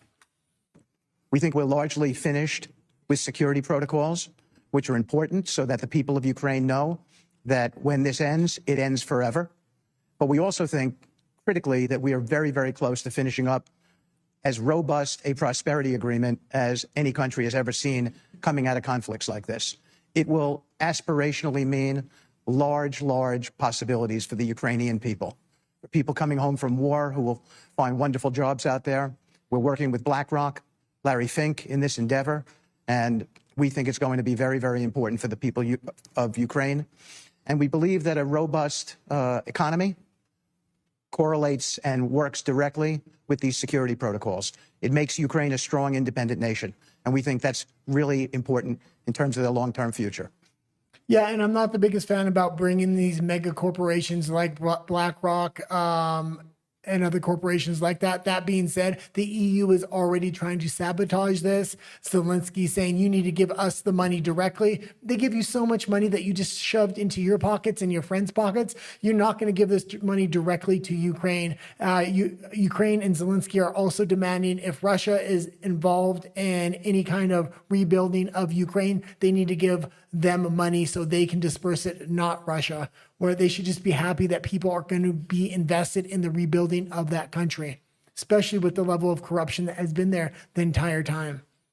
And of course, again, the European Union is not happy about this because for them, it is beneficial to continue the war. Well, they're not only not happy about it, they're looking at a long-term vision, how they can reignite this later, whether it's in Ukraine or there's other hotspots they're trying to get ready for after Trump's out of office. Like here from Disclosed TV, Starmer says a declaration of intent has been signed stating that in the event of a peace deal, there will be a deployment of forces to Ukraine. The UK and France will establish military hubs and build protected facilities for weapons and military equipment. It's very interesting that the UK, France, and Germany are signing these agreements amongst themselves, saying they're going to put troops on the ground in Ukraine. That peace deal between Russia and the United States is going to, I'm pretty sure it's going to be very specific not to allow each EU troops into the country, because if they do, they are going to be able to re-spark that confrontation at any time, especially if Trump leaves office. Today, we signed a declaration of intent on the deployment of forces to Ukraine in the event of a peace deal. This is a vital part of our ironcast commitment to stand with Ukraine for the long term. It paved the way for the legal framework under which British, French and partner forces could operate on Ukrainian soil, securing Ukraine's skies and seas and regenerating Ukraine's armed forces for the future. We discussed these issues in detail today, and so I can say that following a ceasefire, the UK and France will establish military hubs across Ukraine and build protected facilities for weapons and military equipment to support Ukraine's defensive needs. And with our coalition partners, we've also agreed significant further steps. First, that we will participate in US-led monitoring and verification of any ceasefire. Second, we will support the long-time provision of armaments for Ukraine's defence. And third, we will work towards binding commitments to support Ukraine in the case of a future armed attack by Russia. This is all about building the practical foundations. Okay, on you which can leave it peace there. would... And this was the sentiment repeated and repeated and repeated by all the leaders of the major countries within the European Union. We have to remember the UK was the one that ripped up the initial peace agreement, which I'm sure they would have loved to have now, because this peace agreement is not going to be nearly as substantial for the Ukrainian people, and a lot more lives were lost in those years after they ripped up that agreement. It seems like they want to arm Ukraine to the absolute teeth. The best way forward for Ukraine is to create economic ties with both the United States and Russia to rebuild that country, so they have economic interest in the country, not to start another war. If you allow the EU to build bases in that country and arm them to the teeth, as soon as Trump is out of office, they're going to respark that war. Because it is convenient for them. And it's not nothing to do with convenience for them. They absolutely need to invade Russia, take over that country, take over the $71 trillion so they can be the most powerful nation on earth again, or not nation, but the EU in general. That's always been their plan. That's why they've indebted themselves to the tits with no way to get out of it. It's always been the plan to invade Russia. And that's why when they said they weren't going to move one step further east, they've done it time and time again over the last 10 years. They got what they wanted with this war with Ukraine. The only problem is they ended up losing the war. Next time, they're going to be very much more prepared. They're ready to invest trillions of dollars in their military. It's a shame. The one thing that may hold the EU back is the fact that they can't manufacture their own weapons. And if they want to manufacture their own weapons in the future, it's going to take 5 to 10 years to build those manufacturing facilities. Mm-hmm. Something else that has them shaking in their boots is Greenland. As we spoke about a bit earlier, Terrible says, breaking, Greenland Prime Minister Nielsen says we're open for business with the U.S. So yeah, Greenland seems to be open for business for the U.S. They want to create economic ties. They want to bring companies into Greenland to exploit their natural resources so they can bring wealth to their people. I don't think Trump wants to invade Greenland. He wants to build military bases and create economic alliances with Greenland. The problem is Denmark is laying claim over Greenland. It needs to be put to a vote. If the Greenland people want to stay with Denmark, that's perfectly fine. But if they want to separate and have control over their own economic future and their own free future as Greenlandians, I think it should be put to a vote. And the other thing is, there's currently a separatist movement in Alberta. If that goes through and the United States recognizes Alberta as an independent country, that's going to have a mass effect, not only on Greenland, but the relationship citizens have with their governments. Governments right now rule over their citizens like their citizens don't have a choice. But if citizens get together and take votes to start leaving their countries and become independent nations or join other nations, it really puts the relationship between citizen and country in a whole new light. Mm-hmm. As it should. Now let's see some of the responses from this whole Greenland thing happening, because now they are more. Now they're more scared after they saw what was possible with Venezuela, and now they're scared that it's going to happen all over the world. Canada also said the same thing. From Excelert's quote, a Danish member of the EU Parliament just said that America should go back to being a colony of the United Kingdom. The United Kingdom couldn't support that, but okay. No. One of Trump's senior aides, though, just a few moments ago, Stephen Miller, spoke out. I don't know if you heard this, Anders. So given what you just said, I just want to play what Stephen Miller said for you. The real question is, by what right does Denmark assert control over Greenland? What is the basis of their territorial claim? What is their basis of having Greenland as a colony of Denmark? The United States is the power of NATO. for the United States to secure the Arctic region, to protect and defend NATO and NATO interests, obviously Greenland should be part of the United States. Nobody's going to fight the United States militarily over the future of Greenland. What's your response to that, Anders? My response is that Denmark landed on Greenland before anyone ever thought about making the United States of America. So by that logic, the United States of America should go back to be a colony of the United Kingdom. But I don't see that as a very realistic outcome. And I think again and again we are seeing this administration talking about Greenland with no knowledge about the history of the place, with no knowledge about the fact on the ground. When Denmark sold what is today the U.S. Virgin Islands, the United States signed a treaty with Denmark 100 years ago that the United States of America, accepted Danish full control over the territory of Greenland. So if the United States administration is in doubt who gave us that territory, they can just go back and look into their own records and there see that it is, among all the other countries in the world, the United States who have said that Greenland belonged to the territory of Greenland belonged to the Kingdom of Denmark. Okay, and you can leave it there. That being said, they're acting like this is a territory of them. If the Greenlandian people vote to separate from Denmark and the United States recognizes them as an independent country, I don't think there's much Denmark can do.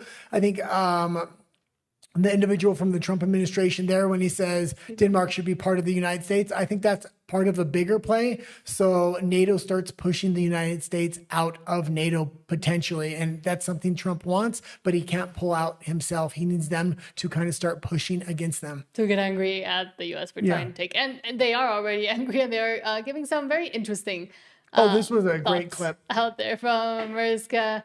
Then Ileden says, if the U.S. annexes Greenland, we must confiscate all U.S. bases in Europe, says Austria's NATO Enlargement Committee chairman. I've never seen people from the EU talk so tough. I mean, I want to see them walk the walk, not talk the talk.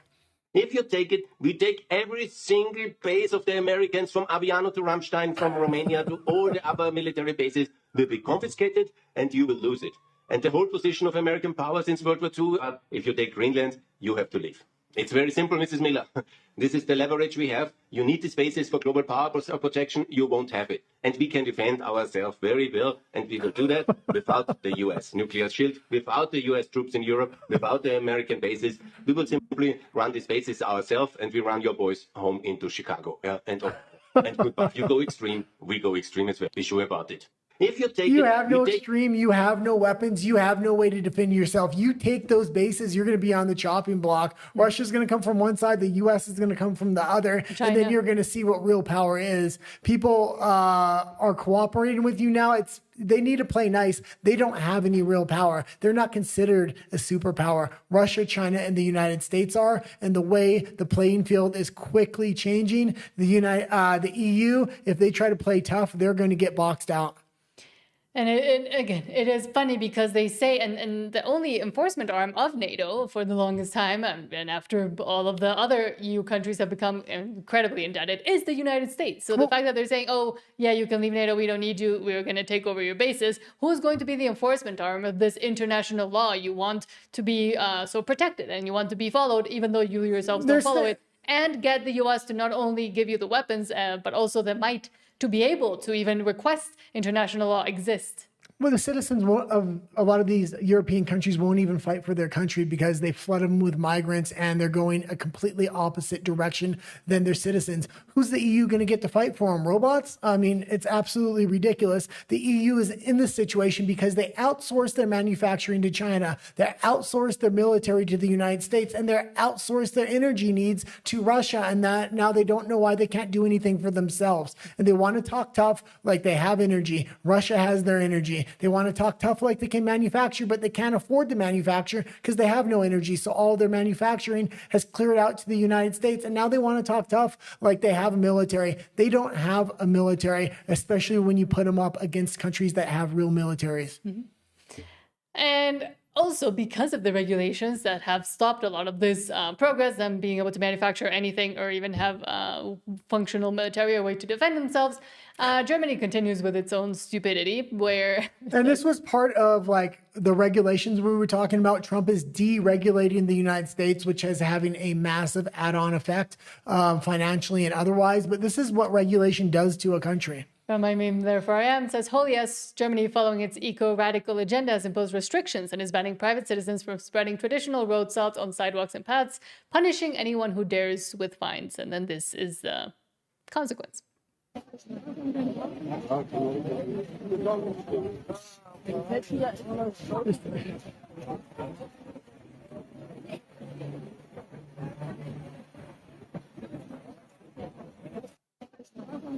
There were some brave souls trying to go down the middle. God, that's worse than the social distancing during the jibby jab era. Like, why aren't these people waking up at this point? It's time to push back.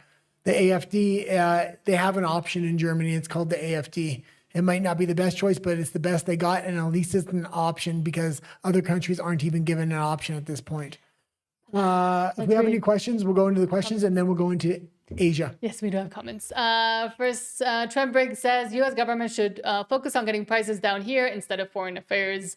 I think it all goes hand in hand. Once again, like if you improve the regions where you can actually outsource at least some of the manufacturing to get those prices down, because China is no longer an option, and to continue to play footsie with China is no longer an option, then you do have to try to stabilize and get involved in some foreign affairs before you try to implement all of the plan that Trump I wouldn't has. say that. That sounds like a neocon. But what I would say is he is going to get prices down, and come around the time of the midterms, that's when you're going to see him start to drop, and you're going to see him continuously drop throughout the rest of the administration. We've seen a lot of stories today that will directly impact prices. The deregulation of massive sectors is going to bring massive cost cutting into different sectors, whether it's laundry machines, foods, and whatnot. The oil that's coming from Venezuela is not only going to lower gas prices, but when it comes to transporting goods, oil is going to be so cheap, there's going to be an add-on effect in stores. I mean, the policies have already kind of been enacted. It's only a matter of time before they start hitting. I think they're going to hit around the time of the midterms.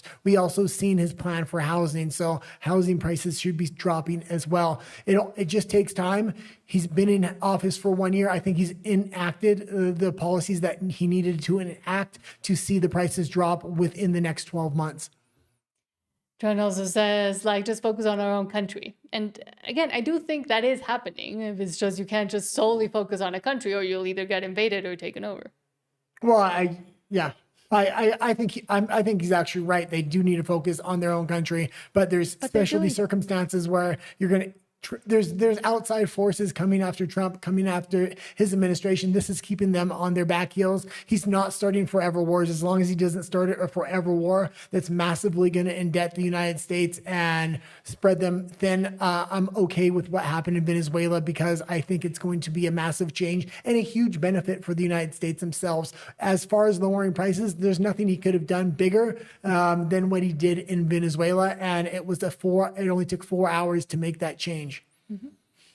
None says, Muhardi's. I think that's from oil tank. And I also think when we're talking about focusing on your own country, he's talking about Greenland. He's not actually going in there yet. When he talks about Greenland, this could cause NATO to push America out of NATO, meaning he no longer has to police the European Union, which means he's bringing a lot of the troops home, shuttering a lot of those bases, which would be a good thing overall. Also, if he gets peace with Ukraine and Russia, again, he doesn't have to put massive military spending into Ukraine. So I think focusing on these international issues is actually helping kind of tie up some knots and bring a lot of the troops home, bring a lot of the assets home, and actually focus on America. So it may look like he's focusing on these outside regions, but in the long term, I think it's going to help just focus on America.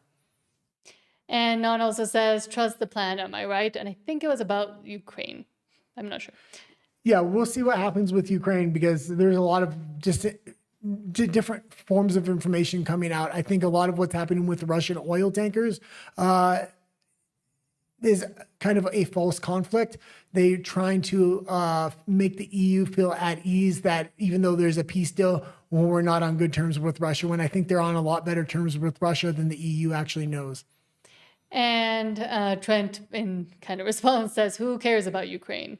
Yeah, nobody cares about Ukraine, and that's the point. They shouldn't have been in that conflict in the beginning. They need to tie that thing off and get it to a conclusion. It looks like Witkoff has done that. I mean, I'm all for just pulling out the troops. Trump doesn't want to look like he has a loss, I guess. But if they can come to a peace agreement, I really, really do hope they don't permanently station U.S. troops there. I also hope they pull out of the UN and NATO. Non says, U.S. in Ukraine, it was all worth it. U.S. and Ukraine, it was all worth it? No. So, quote unquote, it was all worth it. Yeah. Wig says, did you say BlackRock? 100,000 Indians a month it is, replacing Ukrainians legally now. Yeah, I'm very interested to see what happens to Ukraine because they sent their men off to war to die. Now that country has very few men. I'm sure they're going to absolutely flood that country with immigrants and give it a whole new culture, which is absolutely... it's a scary vision because they would love to repeat that with other EU countries. They were doing that at a much slower pace, but when they had a war, they could actually send men off to die and now give their women to immigrants. Ukraine will never look like Ukraine again after this war, especially with BlackRock and other private corporations coming in to rebuild the country. Trembrig says, Canada's warriors unite. Are you going to unite? I've kind of flipped on Candace. I'm not a big fan of Candace anymore. I mean, I continue to watch her, and if she comes out with real information, then I'm more than willing to take her side. But there's been too many rabbit holes, and I continue to watch her, and she's really grasping at straws at this point. I thought something was going to come out in the financials, and completely the opposite has come out. Mm-hmm. Wig says, melting ice is opening shorter Asia-Europe shipping routes, boosting the region's military and economic importance. Yeah. And the legions. Part of the big importance for the United States with Greenland is Chinese vessels are currently cutting through Canada, saying this is international waters. Canada is saying, no, these are Canadian sovereign waters, but they're not actually able to defend them. So China's just going through there at will, and a lot of people don't know that. So if the United States can control military bases within Greenland, the major shipping lane that Canada can't defend can now be defended from one singular point, which is Greenland. So America really wants to keep China out of the region. Wig says Greenland is strategically important for trade, defense, AI, and natural resources. They rely on Denmark for 400 million euro in annual assistance. Yeah, he continues because I think I should just read them all together. Give me one sec. Okay. But Denmark and NATO are claiming they increased the security of Denmark. The Trump administration came out and talked about that. They added one dog sled team, which is absolutely ridiculous.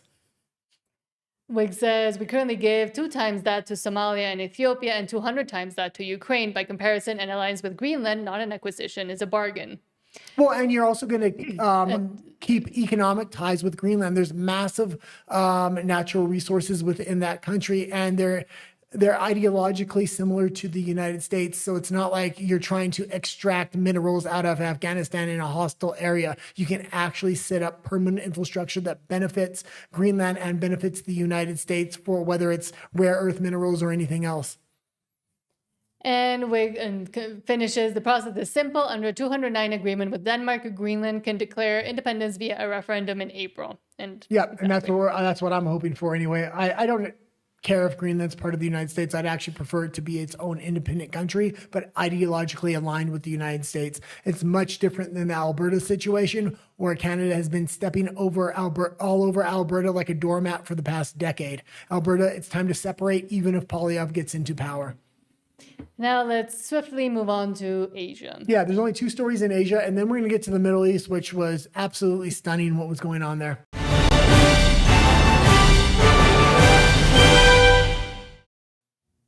Oh, we're done.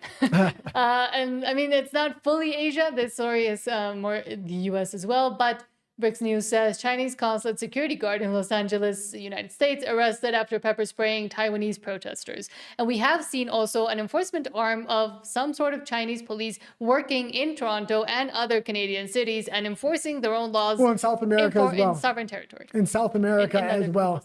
And these security guards are not supposed to be on the outside of the consulates pepper spraying protesters or whatever. They need to be on the inside of the consulate. When America has consulates in these other countries, they take appropriate protocol.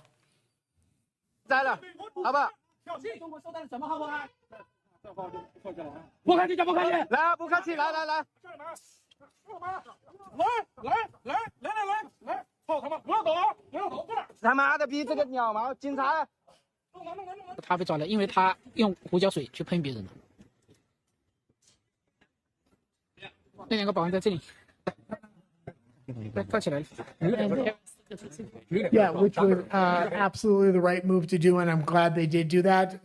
This is kind of par for the course with China. China is sending hundreds of thousands of fishing vessels off the coast of almost every country around the world, but especially Argentina, especially Chile. A lot of South American countries no longer have a vitalized fishing culture because the China is absolutely industrial fishing their coasts. Mm-hmm.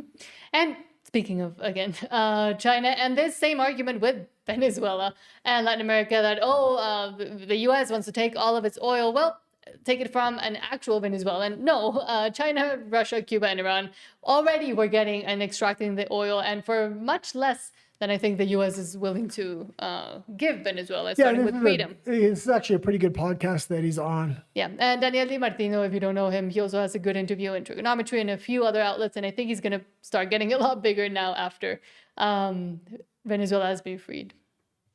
But they didn't just do that to the American companies. They did that to the Venezuelans. Of course. They did that to everyone. Well, not the Chinese and the Russians and the Iranians. They came in. They made a little exception. They came in.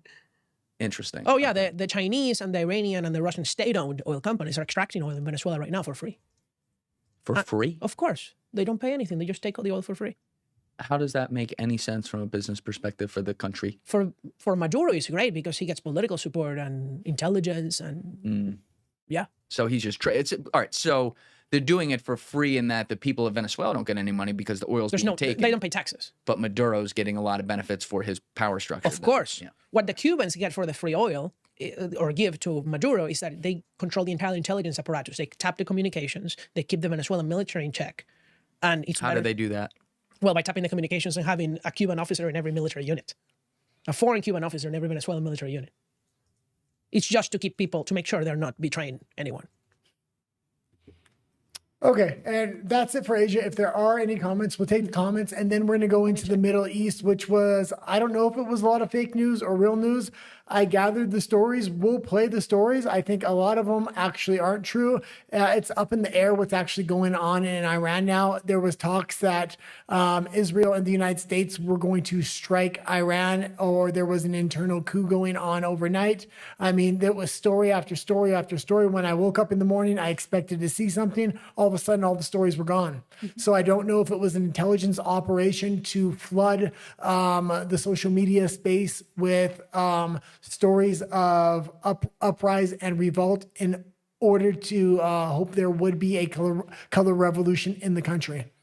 We have one comment, but it's regarding Candace. She continues to infect our show without. I don't mind it. I do. I still watch Candace, by the way. I don't want to watch her, but I have to know what the hell. I still watch Candace, but I watch her with a very skeptical eye now. Wig says, how are people still watching Candace? Same question I make myself. She flip-flops more than a fish out of the water, and she can't read. And now I do like that it's coming out that she mispronounces a lot of words. She thought UT means Utah time. Yes, she pronounced Blitzkrieg as Blitzkrieg egg. Exactly. And I mean, I mispronounce a lot of words and I stutter. And it annoys me to no end as well. But yeah, I guess that point isn't as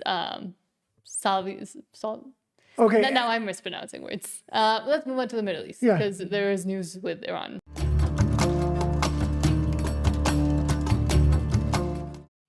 Which is one of the words you mispronounced. Well, we're gonna handle this section differently today, just because I don't know if these news stories are real, if they're fake, which ones are real, which ones are fake.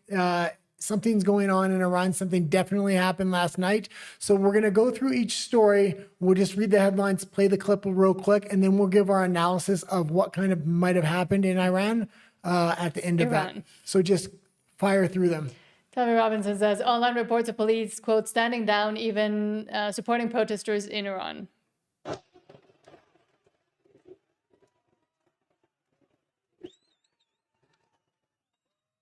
Okay, and we can go into the next. And I did gather these stories in order as they came in last night. That's why it looked like a developing situation. I don't think a lot of these were true, but let's just go through it and then we'll talk about it. Visegrad 24, breaking the Islamic regime in Iran has lost complete control of its first city. The anti-regime protesters have taken full control of the city of Abadan. Yeah, and I did confirm this story with an article from a reputable news source after. When I checked in the morning, I couldn't find it. So again, it seems like an intelligent operation to flood the mainstream media and X and other independent media sources so they could possibly foment a color revolution. There has been protests going on in Iran for the past 5 or 6 days. It looks like they were trying to foment that into something bigger last night, and I don't think it worked. From Visionaire, quote, breaking over the past several hours, dozens of U.S. Air Force aerial refueling tankers and heavy military transport aircraft of the C-5 and C-17 types have departed from the United States and from an American airbase in the United Kingdom, heading towards the Middle East. According to various sources, the United States is preparing strikes against Iran, and the ongoing movement reflects the transfer of forces to the region. Yeah, and originally this was being reported as a temporary military base in the UK, which they have now set up. It looks like that may have been more for tankers going from Venezuela to Russia, but it may have a second purpose, possibly strikes in Iran. So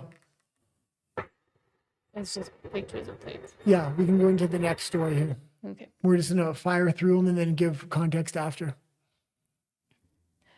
From Bricks News, quote, just then Iranian President Masoud Pezeshkian takes full responsibility for the protests in Iran.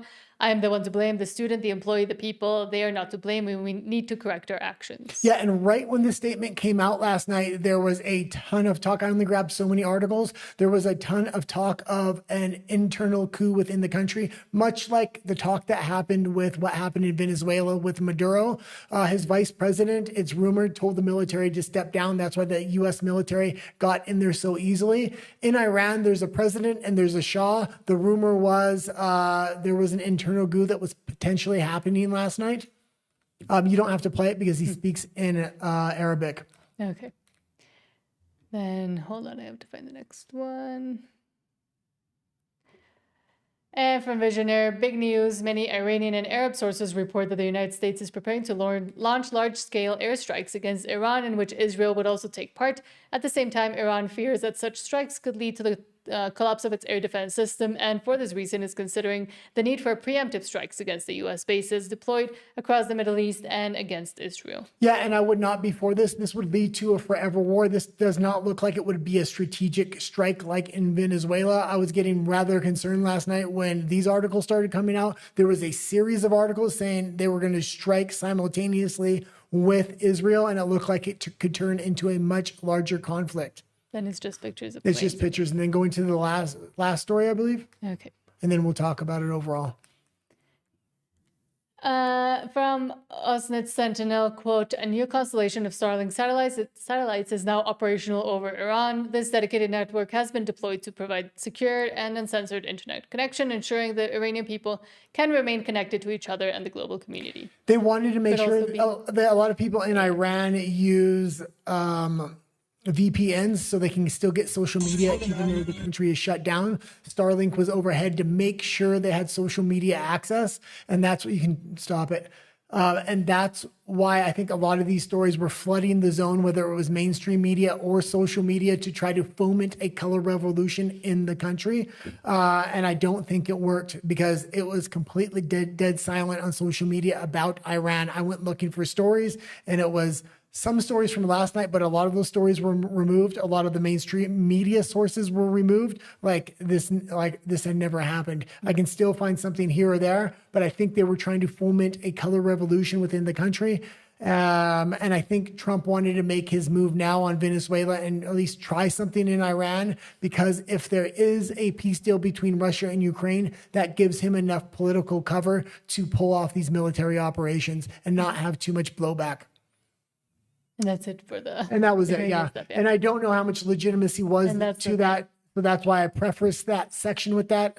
I said it all the way through, and I'm saying it now. We will continue to report on Iran, but I've been very cautious on what I have reported, because even with the protests over the last 7 days, there has been a lot of forgery and fake AI reports coming out of the country. Mm-hmm.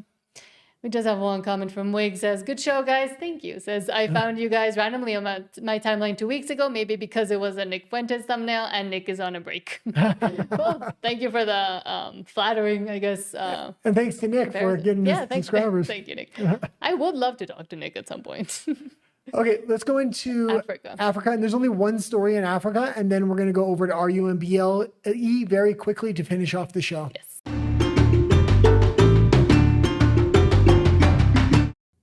And yes, there's only one. Oh, there's two stories on Africa, I believe. Oh, okay. Oh, yeah, there is. The first one is from Vittorio, South Africa. 32% unemployment, 45% youth unemployment, 8% of population pays 90% of the income tax. Highest inequality on earth. Top 0.01%, 3,500 people own 15% of the wealth. Bottom 50 has a negative net worth. 330 days of blackouts per year. Taxi mafia burns trains to eliminate competition. Highest R-word rate in the world. 1 in 4 men admit to R-wording people. 1 in 3 women will be R-worded in their lifetime. 67,000 plus child R-words reported every year. Women are ended by intimate partners at 5 times the global average. 4th highest ending rate on Earth. Half water systems contaminated with sewage. Half of water lost to leaks. And global average is 15%.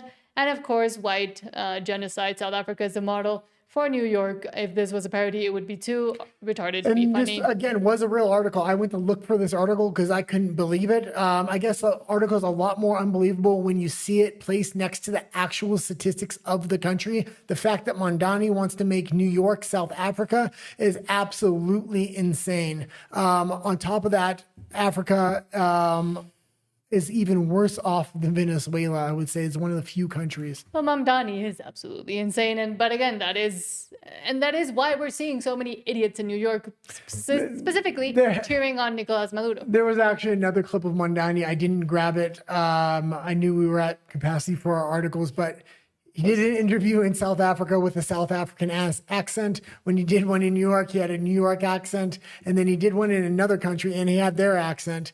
He's literally just an actor. That's what Kamala did as well. Yeah.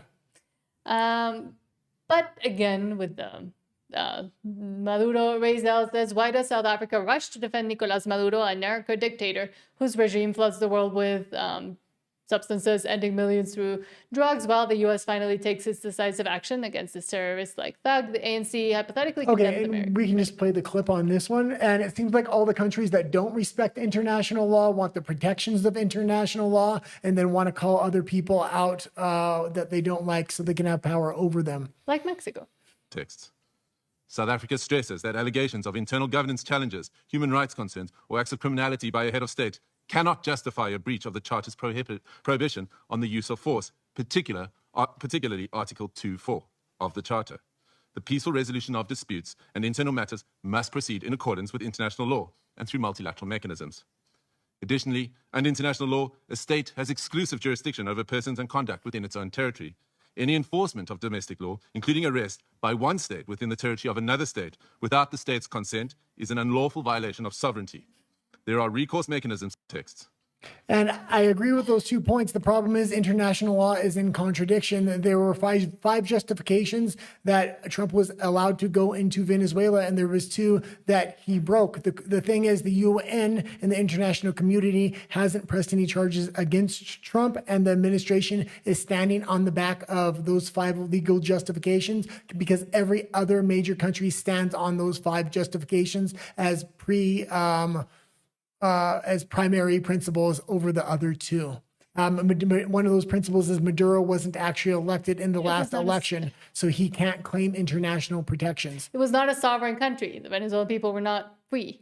But now we're quickly going to move on to RUMBLE because YouTube doesn't like the last few stories. No, don't change it yet. Doesn't like the last few stories that we're going to talk about. But we do have a few more comments here on YouTube before we go. Wig says, Middle East segment, but showing the Indian flag is crazy and funny. That is what I said, but he said that the Indian flag would be more recognizable. I said we should put some sort of Middle Eastern flag. Well, all the other Middle Eastern flags I think are too confusing for an audience. The colors are all very similar to Italian flags. The Saudi Arabia flag is just green. I mean, the Indian flag is very identifiable. Also, India has the 3rd largest country in the world. I do consider it part of the Middle East. I know a lot of people don't. I think it's funny and crazy too. I agree with you, so thank you. But yes, now we are Moving swiftly on to RUMBLE. It is the same channel name. You can see it down. Yeah, and if you're not subscribed, please do so. We're trying to get to 700 subscribers and then eventually 1,000 so we can monetize and do this on a permanent basis. Yes. So thank you so much for being here on YouTube. And it's going to be like 10 more minutes on RUMBLE. Okay, we'll see you over there.